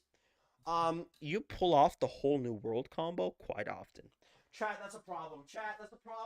Problem, chat. We got a problem, chat. We got a whole problem, chat. Because this card is really good. Okay, so with this card, you don't even have to worry about whole new world anybody. Like, whole new world says win the game, basically. But, Maleficent, the card that lets you draw a card, also wins you a lore. Or friends on the other side. Guess what? It gives you 2 lore now. We have a bunch of drops. Genie, the new Genie that came out. It says draw 3 cards, chat. Guess what that means now? Draw 3 cards. Gain 3 lore. Not only that, we also have the problems of, I don't know, steal options that also draw you cards. Like the small Tinkerbell that says draw a card, discard a card, chat. That's a problem. We got problems like that. We got the robot Jafar that also says draw a card when a creature dies in a challenge with it. The whole new world combo is crazy. We're aware of this, right, chat? We know this. We know the problem. This card is one of the most beautiful cards in the game as well. This is gonna be a Goonie nominee for a lot of potentially a lot of awards next year. I do highly will be. I don't think that's true. I will highly be commissioning for the success of this card in the Goonies. Because I have a huge problem with the meta right now. And also, guess what, Chad? This card is a Ruby Amethyst deck option as well. Because Amethyst draws you a bunch of cards already. So this card is just a good card to have to punish your opponent even more. I know it doesn't work with the Queen's Place. I know it doesn't work like that. But chat, this is a problem. And I am worried for the meta moving forward. Because I don't think this card is going to be a ban-worthy card. But it's a really good card. And I'm concerned, chat, because I don't want to play more tier 0 formats. Because it's not fun. So yeah, I think that's the problem. That's kind of the problem. This card's a problem. I'm a little worried. I hope to be wrong. chat, if this is wrong, chat, please, chat, clip whatever I just said. And if Jafar sucks, please laugh at it, because I'm really worried, okay? The anxiety's high, the worry is high. I'm excited to pack it. I'm excited to play it. But I'm a little worried because the card is really fun and really good. And that's a problem. You know what I mean? Like, the card shouldn't just say, if you draw 7 with this card, you now gain 7 lore. And that's a problem, chat. That's a scary little problem that we have now. All of a sudden, now I'm winning the game. I'm catching up. Because if you can't kill Jafar, which you should be able to if you play any type of steal or any type of removal, any type of sapphire removal, which, like, if you're playing competitively, you're playing some sort of removal, right? As much as, like, aggro decks are going to be fun, as much as puppies are going to be fun, I think removal is still going to be the strongest thing. I do genuinely believe if you have removal, you're going to win games, you're going to take over the games, and that's why Ruby Amethyst is really strong. That's why Sapphire Steel saw a lot of play. That's why Steel Song is really powerful. That's why we have a lot of those decks that really don't die to removal. And I mean that not only not die to removal, that offers removal significantly, because Steel offers that, like, damage removal that we really like to see. Ruby removes freely. Sapphire removes also freely, but Let It Goes, with your Hadeses. But is that enough, chat? Is that enough to make this card not playable? I don't know. If I see this card, if I see purple, I'm kind of waiting for my removal to this card, right? This card is going to be my trigger point 1. This is where you have to block your card as much as possible. And it's one of those things where we really have to worry about it. This is why this card is going to really break the bank. And this card's probably going to see Hades Sad Beast levels of play, I do genuinely believe. And that's why it's a problem. So, yeah, that's my takes on Jafar. It's the last time I'm going to talk about it, probably, because I talked Tuesday. I already talked it today. And, yeah, chat, I do genuinely think it's going to be a problem. And this card reads, basically, for the ones that don't know, I'll read it out real quick. It's a Shift 5 evasive, which is a problem. And it also says, during your turn, while this card is exerted, whenever you draw a card, you gain 1 lore. And that's a huge problem, chat. That's a huge problem, because there are cards in the game that says draw 7 cards. And this doesn't say whenever you draw a card. That doesn't mean, like, when you do the action of drawing 7 cards, you gain 1 lore. That means each card is 1 lore. So, kind of a problem, chat. But yeah, that's the last time I'll talk about it. We have another guest coming in about 8 minutes. So I do want to take a moment to talk about another thing that I did want to mention, which have been kind of talked through about the let me see, chat.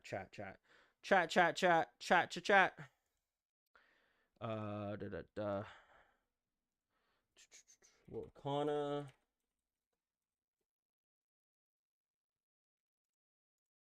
All right, chat. Chat. Where is the pictures?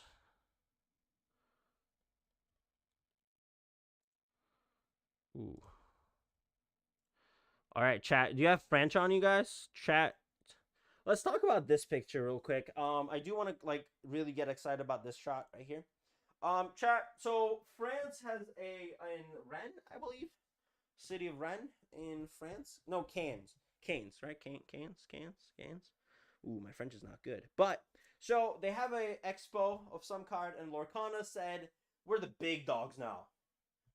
It said, "We're big dogs now." We said, "We're own this card games now." Dude, like, I played Yu-Gi-Oh! For years, right? I played this game for years.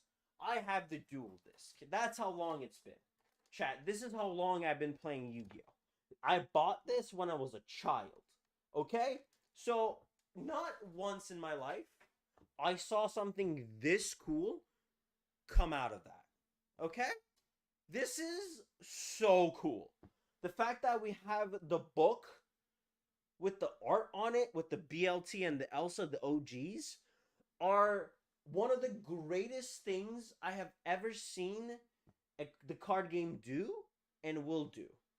And they won. Like, they won. Yeah, duel this, dude? Hell yeah, dude. Look at it. Even though the thing. Wait, hold on. Right? Ready to duel this? Woo! Pretty cool. But yeah, so years of that, not a single thing that looks as cool as this. Like, World Championships of Yu-Gi-Oh! But Pokemon does it, okay? Pokemon does it. Pokemon kills it. We've seen it. The World Championships look really cool. Their expos look really cool, but they're $1 billion franchise, right? So is Disney. So is Yu-Gi-Oh! Like, the fact that this exists, right there, is really cool considering it's a 6-month-old game. This is a baby game, and they're putting this much effort into a show, into an event that is just to promote their game, and not even like the competition, not even like the real, like, this is just to be like, hey, look how cool my game is, right? Wait until like they do official tournaments, official events. This is just the beginning. Ravensburger, I'm not trying to like, you know, I say how it is, right?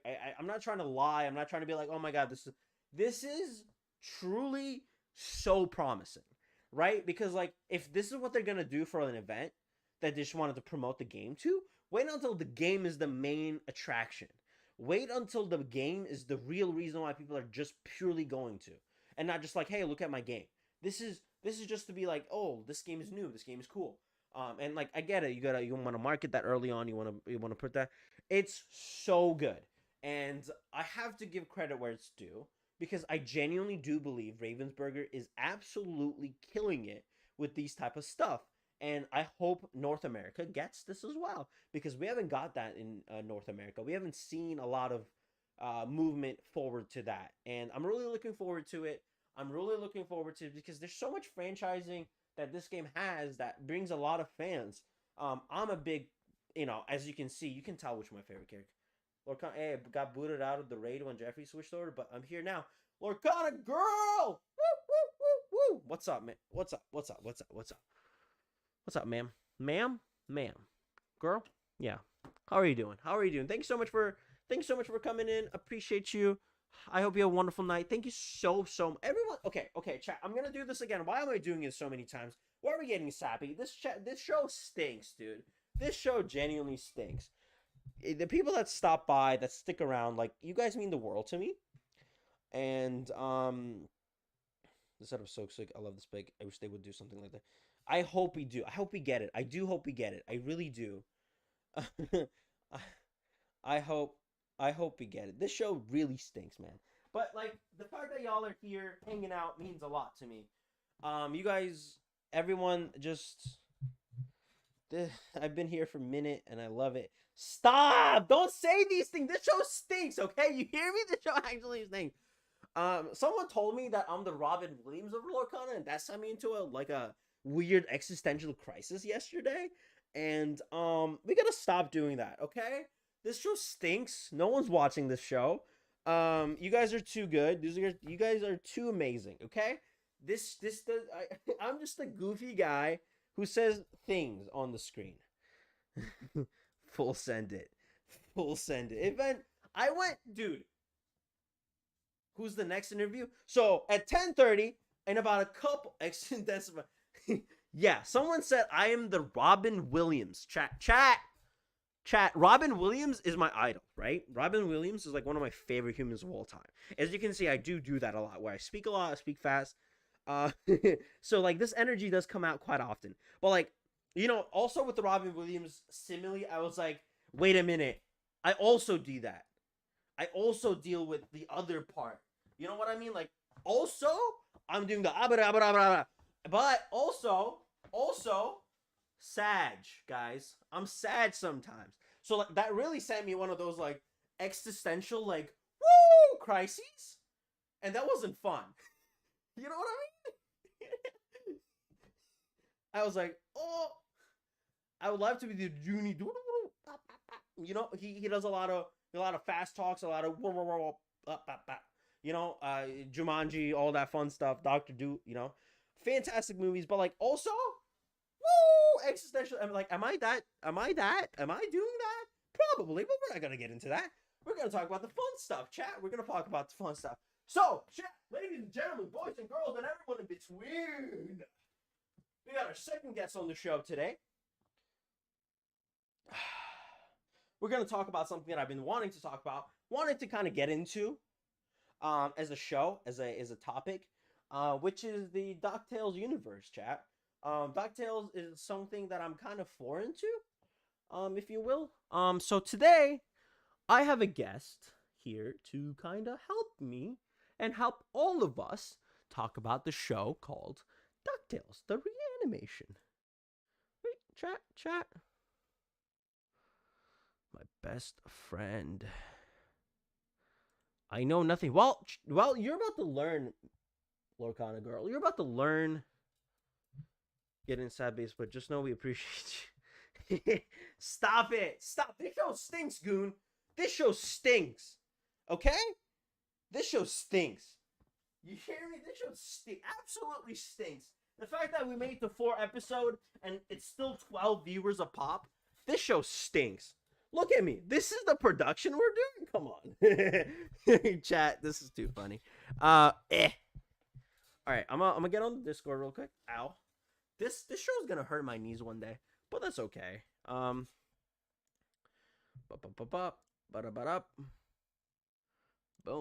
All right. Oh, hold on. There we go. Hello. Hello. How are you? I'm doing good. Doing good. That's fantastic to hear. Well, kind of introduce yourself. How are you doing? How's everything? Hello, I'm a person of many usernames, All right. but I am Scarlet Maiden 10 on Twitch. All right, Scarlet Maiden. What would you like me to call you? Just call me Sai. Sai. Okay, perfect. Well, Sai, I know you got on the chat a while back. Like, I'm the ambassador for this amazing show. I'm gonna sell you on DuckTales as someone that's completely blind.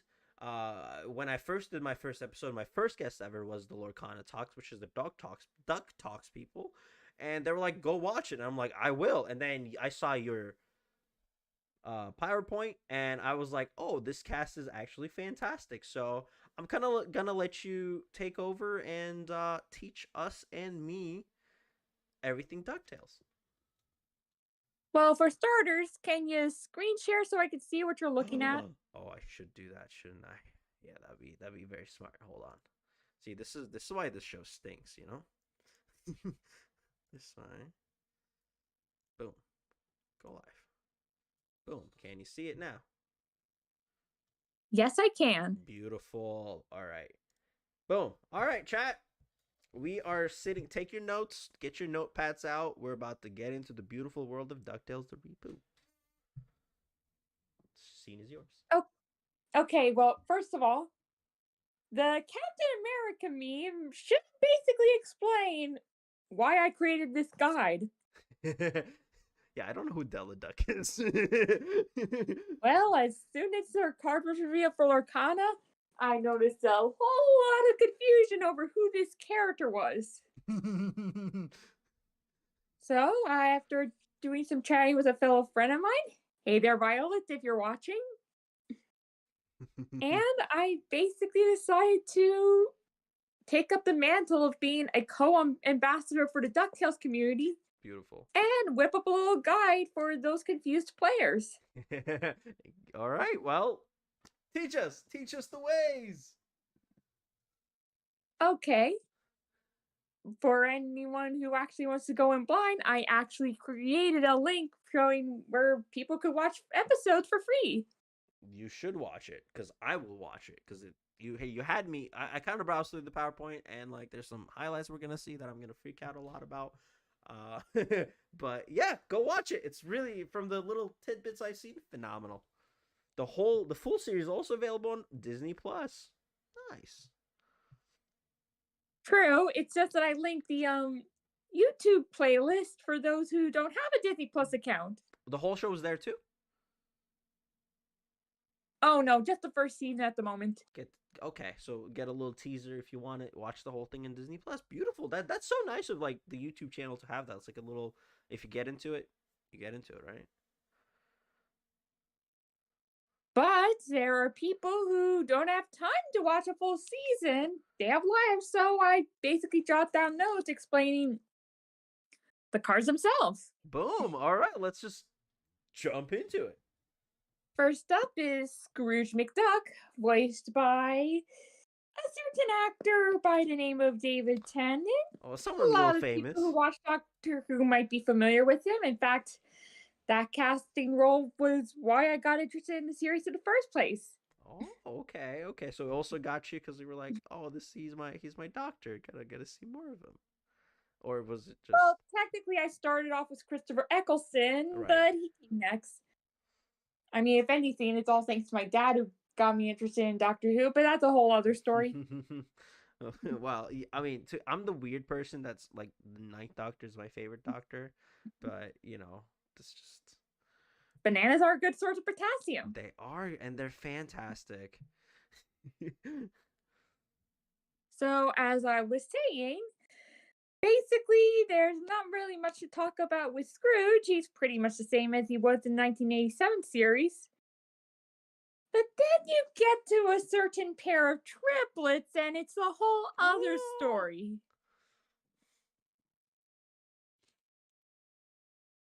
They got. First off is Huey Duck, voiced by community actor Danny Pudi. Let's go. He's basically the more analytical duck.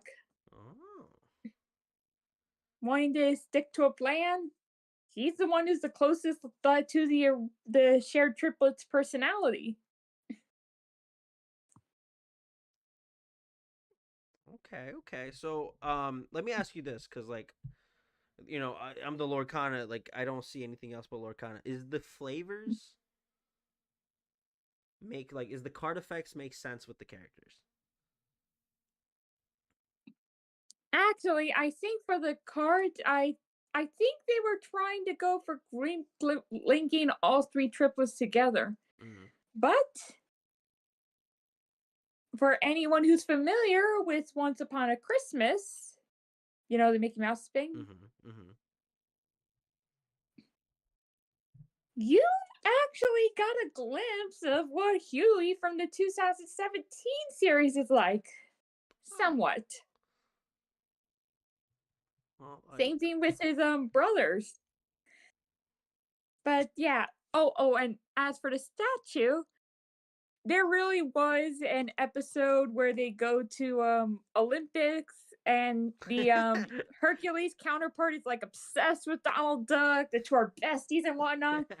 And he basically carved out a statue of Donald Duck as a big buff guy.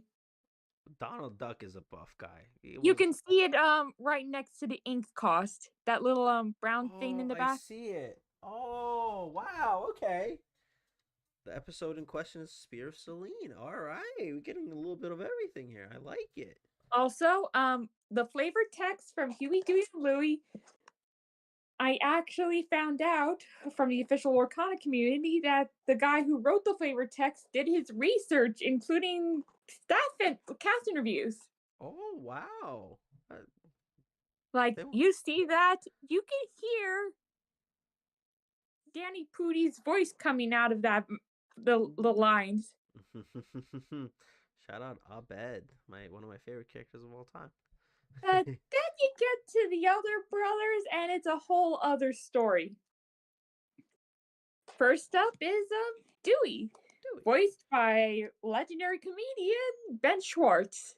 This cast, by the way, has been all-star levels. Or this is crazy. Okay, go ahead. I'm sorry. Yeah, any Parks and Recreations fan? That's your duck. And much like Huey, you can hear the reboot voice's voice in that flavor text. that is how he talks in the show. He's like, Dewey's on top! That's awesome. That's so awesome. But he's adventurous and wants fame and attention. That's what Dewey Duck is in the show. He nails it. But pay close attention to his outfit. With the hat, You the notice how shirt. he's wearing a hat when he and the other characters in the McDuck family had a nasty encounter with some sky pirates, which included the captain himself, Don Carnage. The Carnage. Another card in the new set, by the Yep. way. Long story short, Dewey and Don Carnage are sworn enemies. Okay. But is he like the main villain? How does that? Well, Don Carnage is basically sees Dewey as his main foe and whatnot. But to quote Dewey Duck himself, it's not his fault he's a better showman. And as for the shirt, that is similar to what he wears in the reboot, but there's a little W on it. Oh, I see it. Yeah. That is the brand Waddle, a parody of Google run by 2017 original character Mark Beeks. Huh. There was an episode where Dewey and Huey were interning for Waddle, which is one of the episodes you can watch on YouTube. Nice. Okay. You may notice a little something familiar with the statue Dewey is climbing. Oh, that's the statue. Yep. Can't really see the head, but it's obvious, very clear. Yep. Nice. But there is a little pattern. You notice how Huey, Dewey, and Louie's cards all mention something about trying to gather something from a big crystal? Uh-huh. It's not outright stated, but if anyone's familiar with the show already, they would know Dewey is very reckless, and it's heavily implied he grabbed the wrong crystal. Ouch. Notice the color and shape is a bit off. It's a little chipped off. Little pink. Pink. Yeah.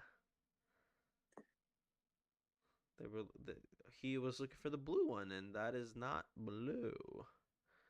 So nothing's not going to go wrong naturally, but that's what Dewey's like. You know, colors are difficult. I get it. I understand. I've done that too. It's like, oh, I thought that was pink. Oh, that was blue. Same thing. It happens. We can't blame Dewey, right? Of course not. Okay. But you can't blame his other brother. Other brother? Yep. Louie Duck. Voiced by Saturday Night Live comedian Bobby Moynihan. Oh, love him. Now, you notice how Louie is depicted as being buried amongst a bunch of treasure? Right. He's not exactly chill. He's greedy. And a bit evil. A little evil. So he's like the... Okay. He'd rather just lounge around and just earn as much money as he can with very little effort. His way of thinking is more money, no problems. That's kind of the goal, right? I'm kind of relating to Louis right now. What's going on? But there's a few more DuckTales Easter eggs in his card. That fancy little helmet to the left side, that's actually Dewey's DJ Daft Duck helmet. DJ Daft. Yeah, basically there was one episode where there was a birthday party for Scrooge, and thus Dewey decided to be a musician. Huh. But there is something of Louis in the card. The golden Kopesh. Oh, I see it in the back. Yeah. Yep, the upper right-hand corner to be exact. Something. Yeah, right there. That is something Louis picked up from a Mummy episode. And he's, well, without giving a few spoilers away, let's just say that he refuses to part with it.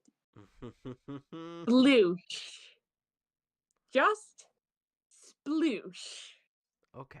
Yeah, sploosh. Anyone who watches this show would probably know what I mean by sploosh.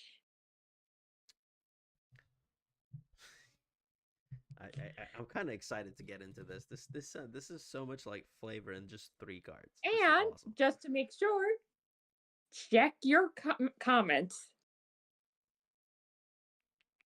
TJ Daft Duck appeared in Mystery McDuck and Manor, aka Scrooge's birthday episode. Floosh is from The Living Mummies of the Two. No, I meant the sploosh stuff. Ah. What do you see? What am I seeing?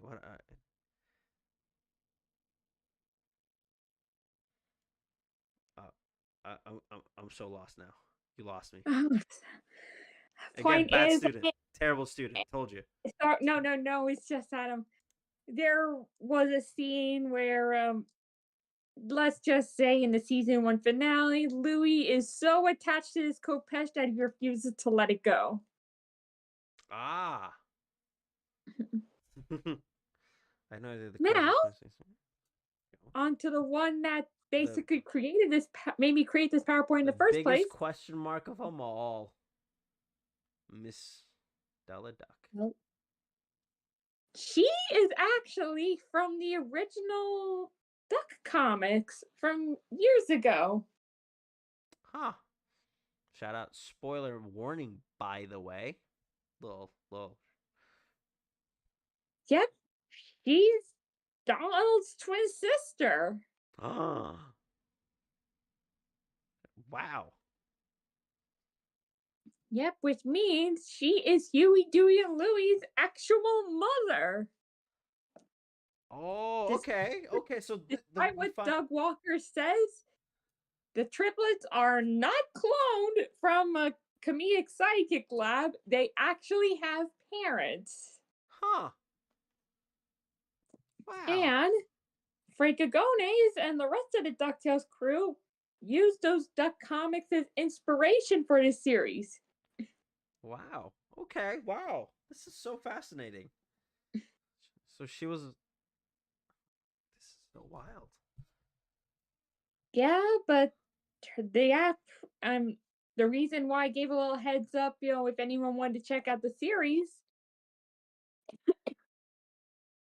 it was a spoiler warning alert for anyone who wanted to watch the series blind. Spoiler.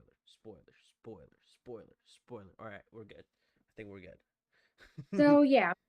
The reason why she was absent in the newer series was because she was stranded on the moon from a spaceship accident. Do we get to and see? She returned many years later. Oh. That's why she talks about the moon in her card. Oh, that makes okay. Yeah. Do we get to see? Do we? Like, is there an episode? No. That's totally understandable.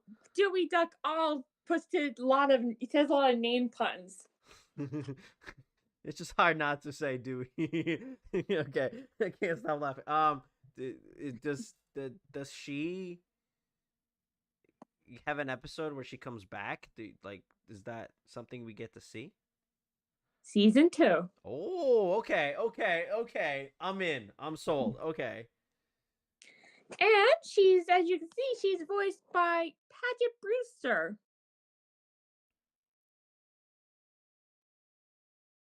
The name might not be familiar with a lot of others, but for those who do know, that's her.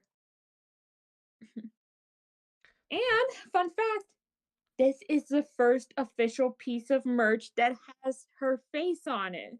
Oh wow, that's kind of huge. Wow, Of course it's huge. that's such The entire DuckTales community exploded with this card reveal. a. That's awesome. I love that Lorcana brings that to like the minor community, like the other subsections of Disney communities. That's so cool. Now, well, Violet has also been doing the promoting for each individual card. She has been sharing card bios and information on her Tumblr account. Oh wow, interesting. That's so cool. That's why I'm a co-ambassador. She's the other one. I like that. That's. But compared to me, she's the true DuckTales super fan. Oh, we're all the fans. The super. Yep, we even created a DuckTales incorrect quotes blog. Oh, okay. Like You might have incorrect. seen it on Tumblr. Oh, what do you mean incorrect? Oh, we take a scene from any other show or franchise or whatever, and we try to associate it with the DuckTales characters. Oh, okay. That's awesome. Okay, that's really cool. Enough of that. Time to talk about the two cards that were featured in what I officially dub the DuckTales Freakout. Oh. These were the two cards that were promoted in a certain promotional video for Lorcana. First one was introduced. You notice that amulet Ventura was holding up at the start of the video? Mm-hmm. That is the Sumerian talisman. Ooh. An amulet that belonged to Magica the Spell.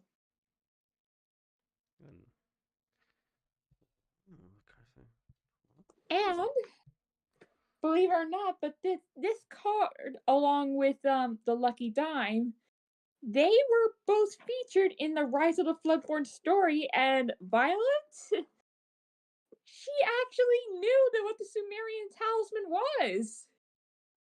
She watched the show. Well, Webby actually mentioned the amulet by name.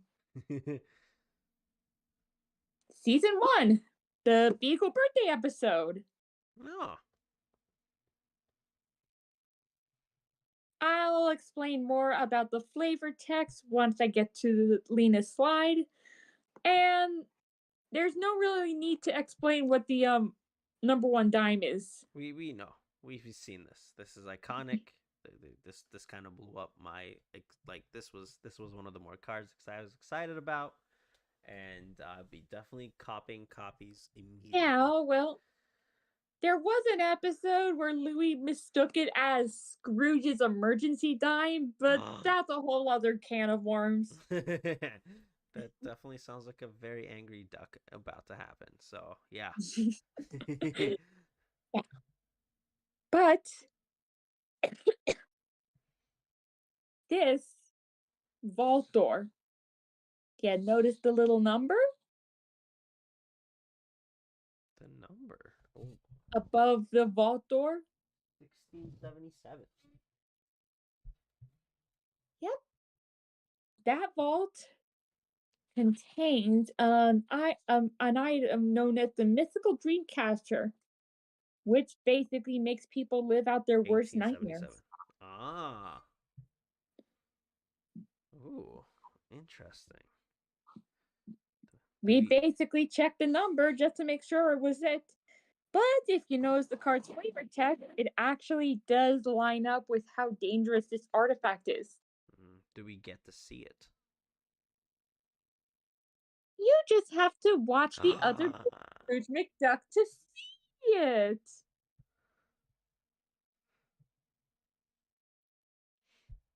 Now onto a card that's basically less spoiler heavy, but does have plenty of Easter eggs. Mm.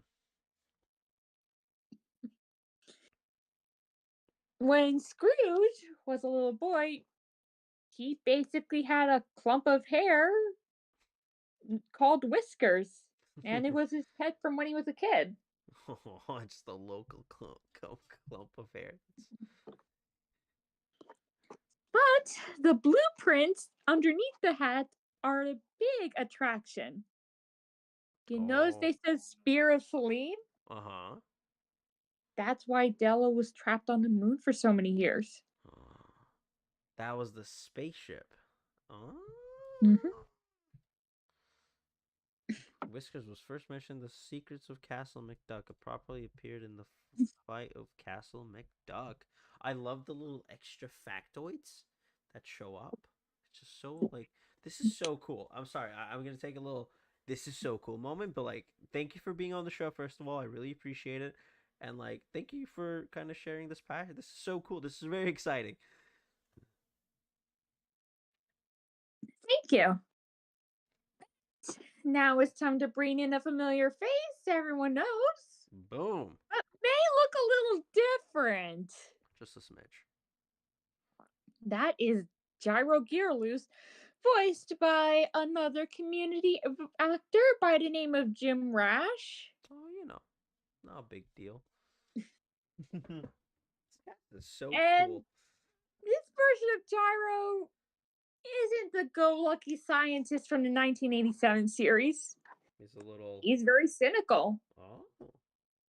and deadpan, heavily implied to have his own Operation Gyropocalypse robot conversion thing going on. He's also scheming something bad. Well, kind of. Kinda. As what is implied in this flavored text, Gyro's somewhat of a mad scientist in this show.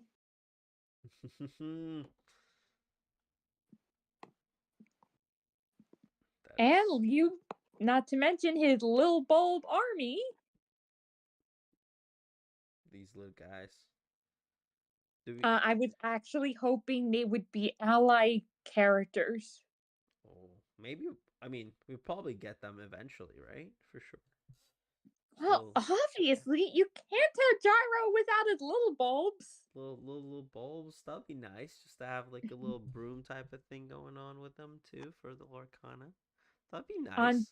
But now it's on to a character who may or may not be a little original. Boom. This is what the Sumerian talisman card was mentioning. That's her. She is basically the Shadowborn niece of Magica Dispel. Oh. This is the triplets nemesis, maybe? No. Oh. Friend. Friend. Yep. She might have been born from the shadows, but she was saved by friendship. Oh. Nice. With a little motif going on. Lena's friendship with the other duck kids is symbolized through magic-bound friendship bracelets. Oh, we love a nice friendship bracelet. An item that ends up becoming very plot relevant with every Lena-centric episode. Oh, okay. So it plays a big part. But wait! How could her name be Saber Wayne if she's a Dispel? There's another original character by the name of Violet Saberwing, and long story short, Lena ends up being adopted by Violet's family. Ah. So now the two are sisters.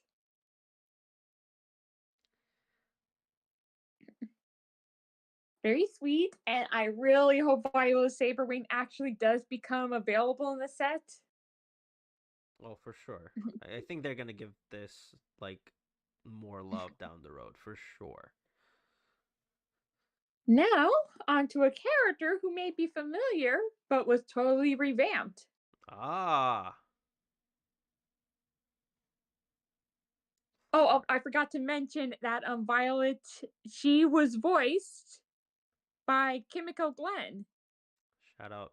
For anyone who's familiar with Centaur World. And Penny Parker. Yep. But Hansa Flintheart Glomgold, voiced by Keith Ferguson. This cast is crazy. He's actually a bit more scheme assessed than his 1987 counterpart. And he's very obsessed with sharks. Interesting. But wait, you notice the little link? I don't know if I can. Wait. Click it. Oh my and god. You can see for yourself. Wait. There's an ad. Oh no. Should get YouTube Plus. Nay, theme song? Much better. Now the world will know that Flintheart Glomgold makes the superior opening theme song. I even sprang for a famous singer. Take it away, So DJ Davdog! Huh? What do you mean you don't sing? Fine, I'll do it myself. Life is like an evil scheme here on Glomtales. Sharks and bombs and Scrooge's greed. It canny Glom fair. Canning top my grand plan to beat that Scotsman Glomtales. Technically I'm Scottish as well, Glomtales. Scrooge ding, Scrooge ding, Scrooge ding, Scrooge ding, Glomtales! What's next? Oh yeah! CG, it's so fancy. Once Scrooge sees this, there's no chancey. Can he compete with the glory of Glomtales? Bravest, strongest, and most modest Glomtales! Okay, we ran out of budget, but kids 6 to 10 will love it! Glomtales! Who are you? My partners and I represent McDuck Enterprises. You've racked up at least 36 counts of copyright infringement. Oh no. What? I paid you to sing, not chortle at my legal woes! Curse you, DJ Daft Duck! Curse you, copyright law! Hey, you! Don't forget to like, subscribe. And in case you're wondering, Glomgold's actual nationality is the most Scottish. Not just Scottish. The most Scottish. The most Scottish. Of course. Of course. The most Scottish. The reason why I linked in that theme song takeover is because it's the best way I can describe Glomgold himself. I think that really sold me exactly what I thought he would be and more. Yeah, I wanted something a little more heroic. Yes. And just a quick explanation. The order of the cards, the order slides are based on the order of card reveal. Oh, nice. But you notice that Stu's a little familiar, right? It does look a little familiar from a different show that I remember watching. Well, if you look to the left, you'll see what the Gizmo duck suit looks like in the newer series. Oh, I see. That the left part right there? Yep. Nice. And it may or may not hint. A certain might show up in the next set. We still haven't seen the certain hero that everyone's kind of looking forward to. And he's voiced by a certain someone. Ooh. I'm really. I can't say. You just have to wait it. Watch the show to see for Just gotta yourself. watch it. Just gotta watch it. But I can reveal something that was kind of highly anticipated. First of all, you notice how the end of the Lorcana video it showed a shadowy hand grabbing the trident? Mm-hmm. The next slide reveals who that shadowy hand belongs to. Ooh, okay. So this triplet of cards, if you will, we're all in for the puns right now. I was so excited to see these cards personally. Yep, Magic of the Spell, voiced by British comedian and Doctor Who actress Catherine Tate. Ah, love this. But this version of Magica is far more evil and not as comedic. A little dark. Very dark. And he actually pulls off the role quite well. Hearing like an evil Catherine Tate would be interesting. Oh, she nails the role perfectly. That's all I can say. I don't want to accidentally talk about some season 1 finale stuff, Uh-huh. but she's in the set, so I had to chat. Oh, this is so exciting. I'm personally looking forward to making these cards work for the Lorcana aspect. I really want to make Magica really work because her card art looks phenomenal, her ability is phenomenal, and I'm really excited to seeing what I can do and what we can do with this beautiful card. Well, all I can say is you won't be disappointed. Now, on to Webby. Boom. She is voiced by Kate McCucci. She's based. Are you familiar with the duo of Garfunkel and Oates? Of course. Well, Love. she's one half of that duo. She always plays like awkward characters whenever like we see her play in any like shows. Like she was in Big Bang Theory, I believe. Well, as you can see by the card, don't you think Webby looks a little different from what you remember her as? Pull up a picture of her original self and see what I mean. Second, we gotta adjust my face this real quick. Boom, bop, boop, bop.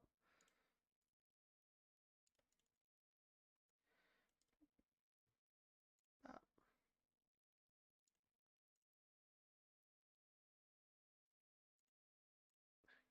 Can I? Boom, live screen. Boom, bop, boom, bop. Can you see the screen? Just curious. Yep. Okay, beautiful. And anyway, yeah, notice how this version of had a newer version of Webby from the 2017 issue looks a little different? Just a smidge. Well, this ain't your ordinary Webby Vanderquack. This is an adventurous duckling, and she spent her whole life growing up in the McDuck mansion. Well, in Scrooge's mansion, and she's been researching his family tree for her whole life. Oh. And if that was enough, her art features some nods to the show. She's wearing spy goggles that she uses for dark battles. She's sporting a friendship bracelet that I mentioned with Lena. Oh, that's the bracelet. I see it. Nice. Yep, that's the magical That's her magical friendship bracelet. That is so cool. And furthermore, she's jumping off from her trusted Neverest sled. It's in the back right there. There was an episode where she wanted to experience sledding, and Dewey basically tried to help her find the best spot to have a good time sledding. Huh.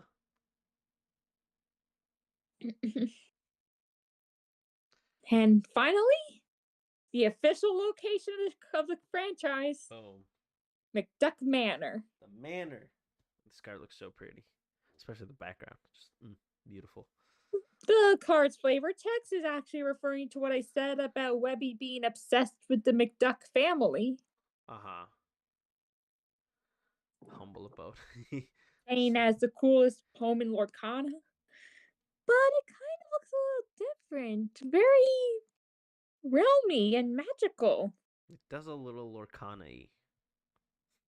Yep, has undergone a makeover fitting for the realm. I love it. But sadly, that's the last of the DuckTales cards. That's all for now. But if anyone has any more questions, just just just hop by the Duck Blurred movie night group. Ooh, where can we find that? Oh, just ask Tumblr user right back at ya and ask them for an invite link to the Duck Blurred Discord server. Huh. Mhm. Nice. There are plenty of fans who are happy to assist newcomers.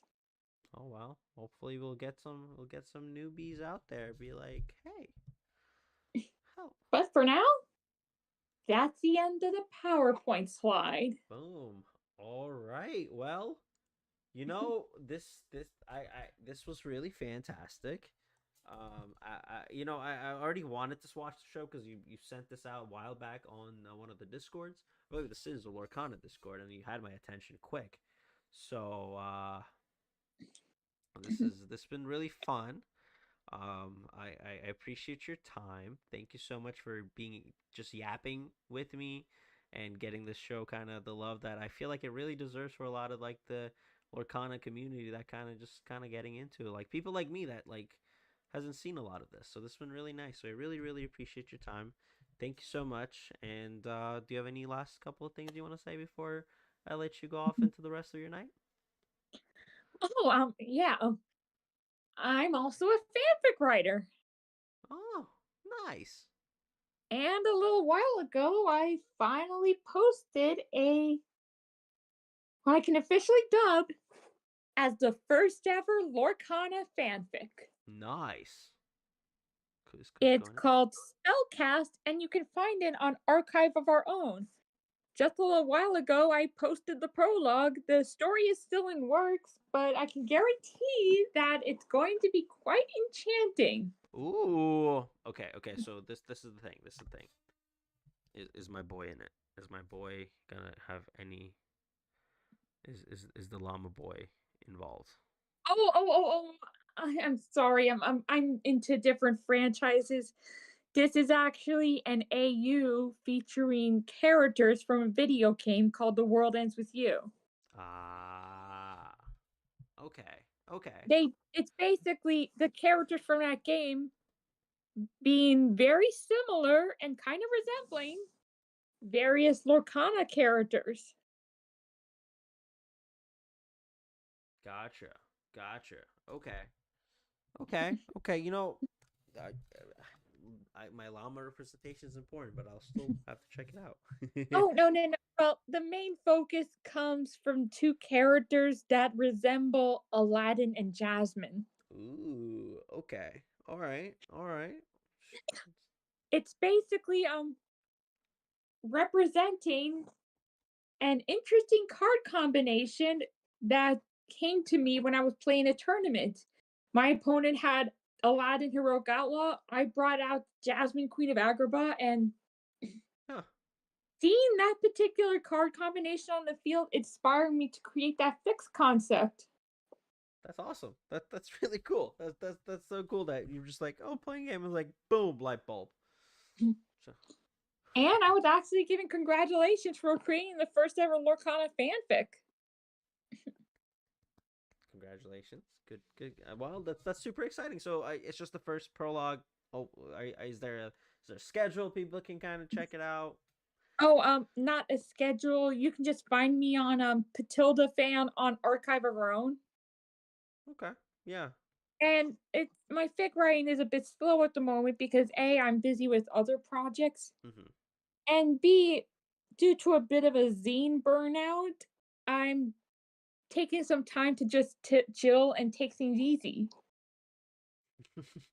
Definitely, you can't burn out. I understand.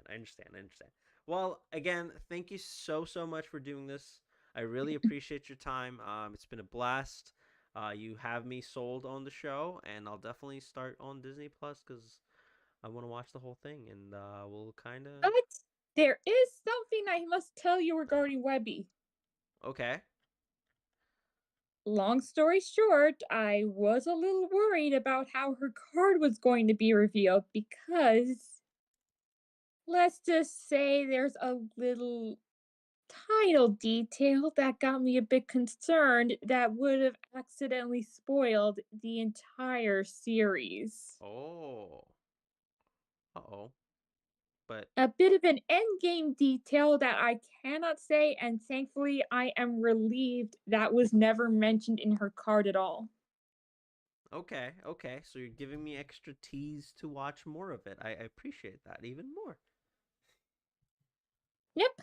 All right. Well, Sai, again, thank you so much for pay attention to the hints in the show. See, the problem is I'm a terrible pay attention type of show watcher. I will watch the whole thing, watch the plot, but Easter eggs will go away until I watch it again. I'm like, No, oh no, my no. god. This isn't an Easter egg thing. There was me being concerned about her card spoiling a series Oh, finale I'm just detail. reading the chat. I'm sorry. So Violet said, "Pay attention to the hints in the show." Oh my gosh, seriously? Hints as in foreshadowing. See, that's I'm gonna be like, "Oh my god," when it happens. So we'll get there. But again, I really appreciate it. Thank you. This might not be the end of my PowerPoints. Oh, we got more PowerPoints? No, Down the road? what I'm saying is, if we get more Lorcana PowerPoints, this PowerPoint might get a little I love it. revamped. I love it. I love it. Well, keep doing that because I'm really looking forward to see more of these PowerPoints. I love PowerPoints. These are really fun. But yeah, thank you so much again, and I really appreciate everything. And thank you for the chat. I really enjoy this. Thank you. Well, hope you have a wonderful rest of your night, and I You, hope to chat with you later. you too. Bye. Bye.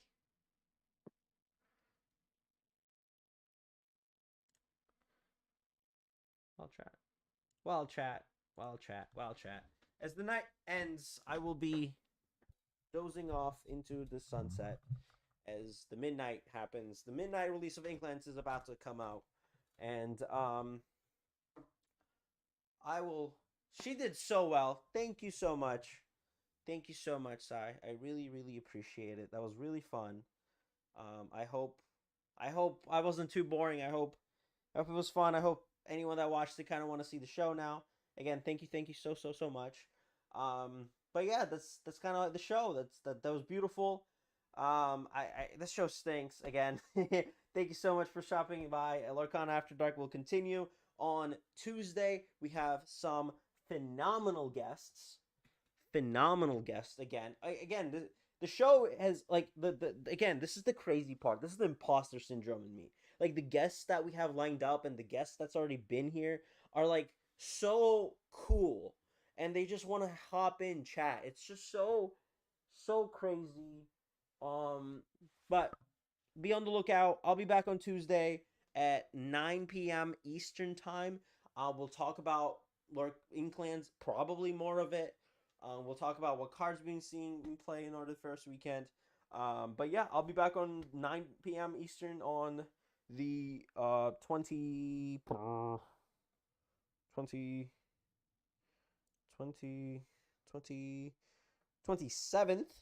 27th. I'll be back 9 p.m. Eastern time. Y'all have a wonderful night. Thank you so much again for being on the show. Lorcana Cards was also phenomenal. I'll be back. Thank you so much. I'm gonna go to a midnight release now. So have a wonderful night. Boom.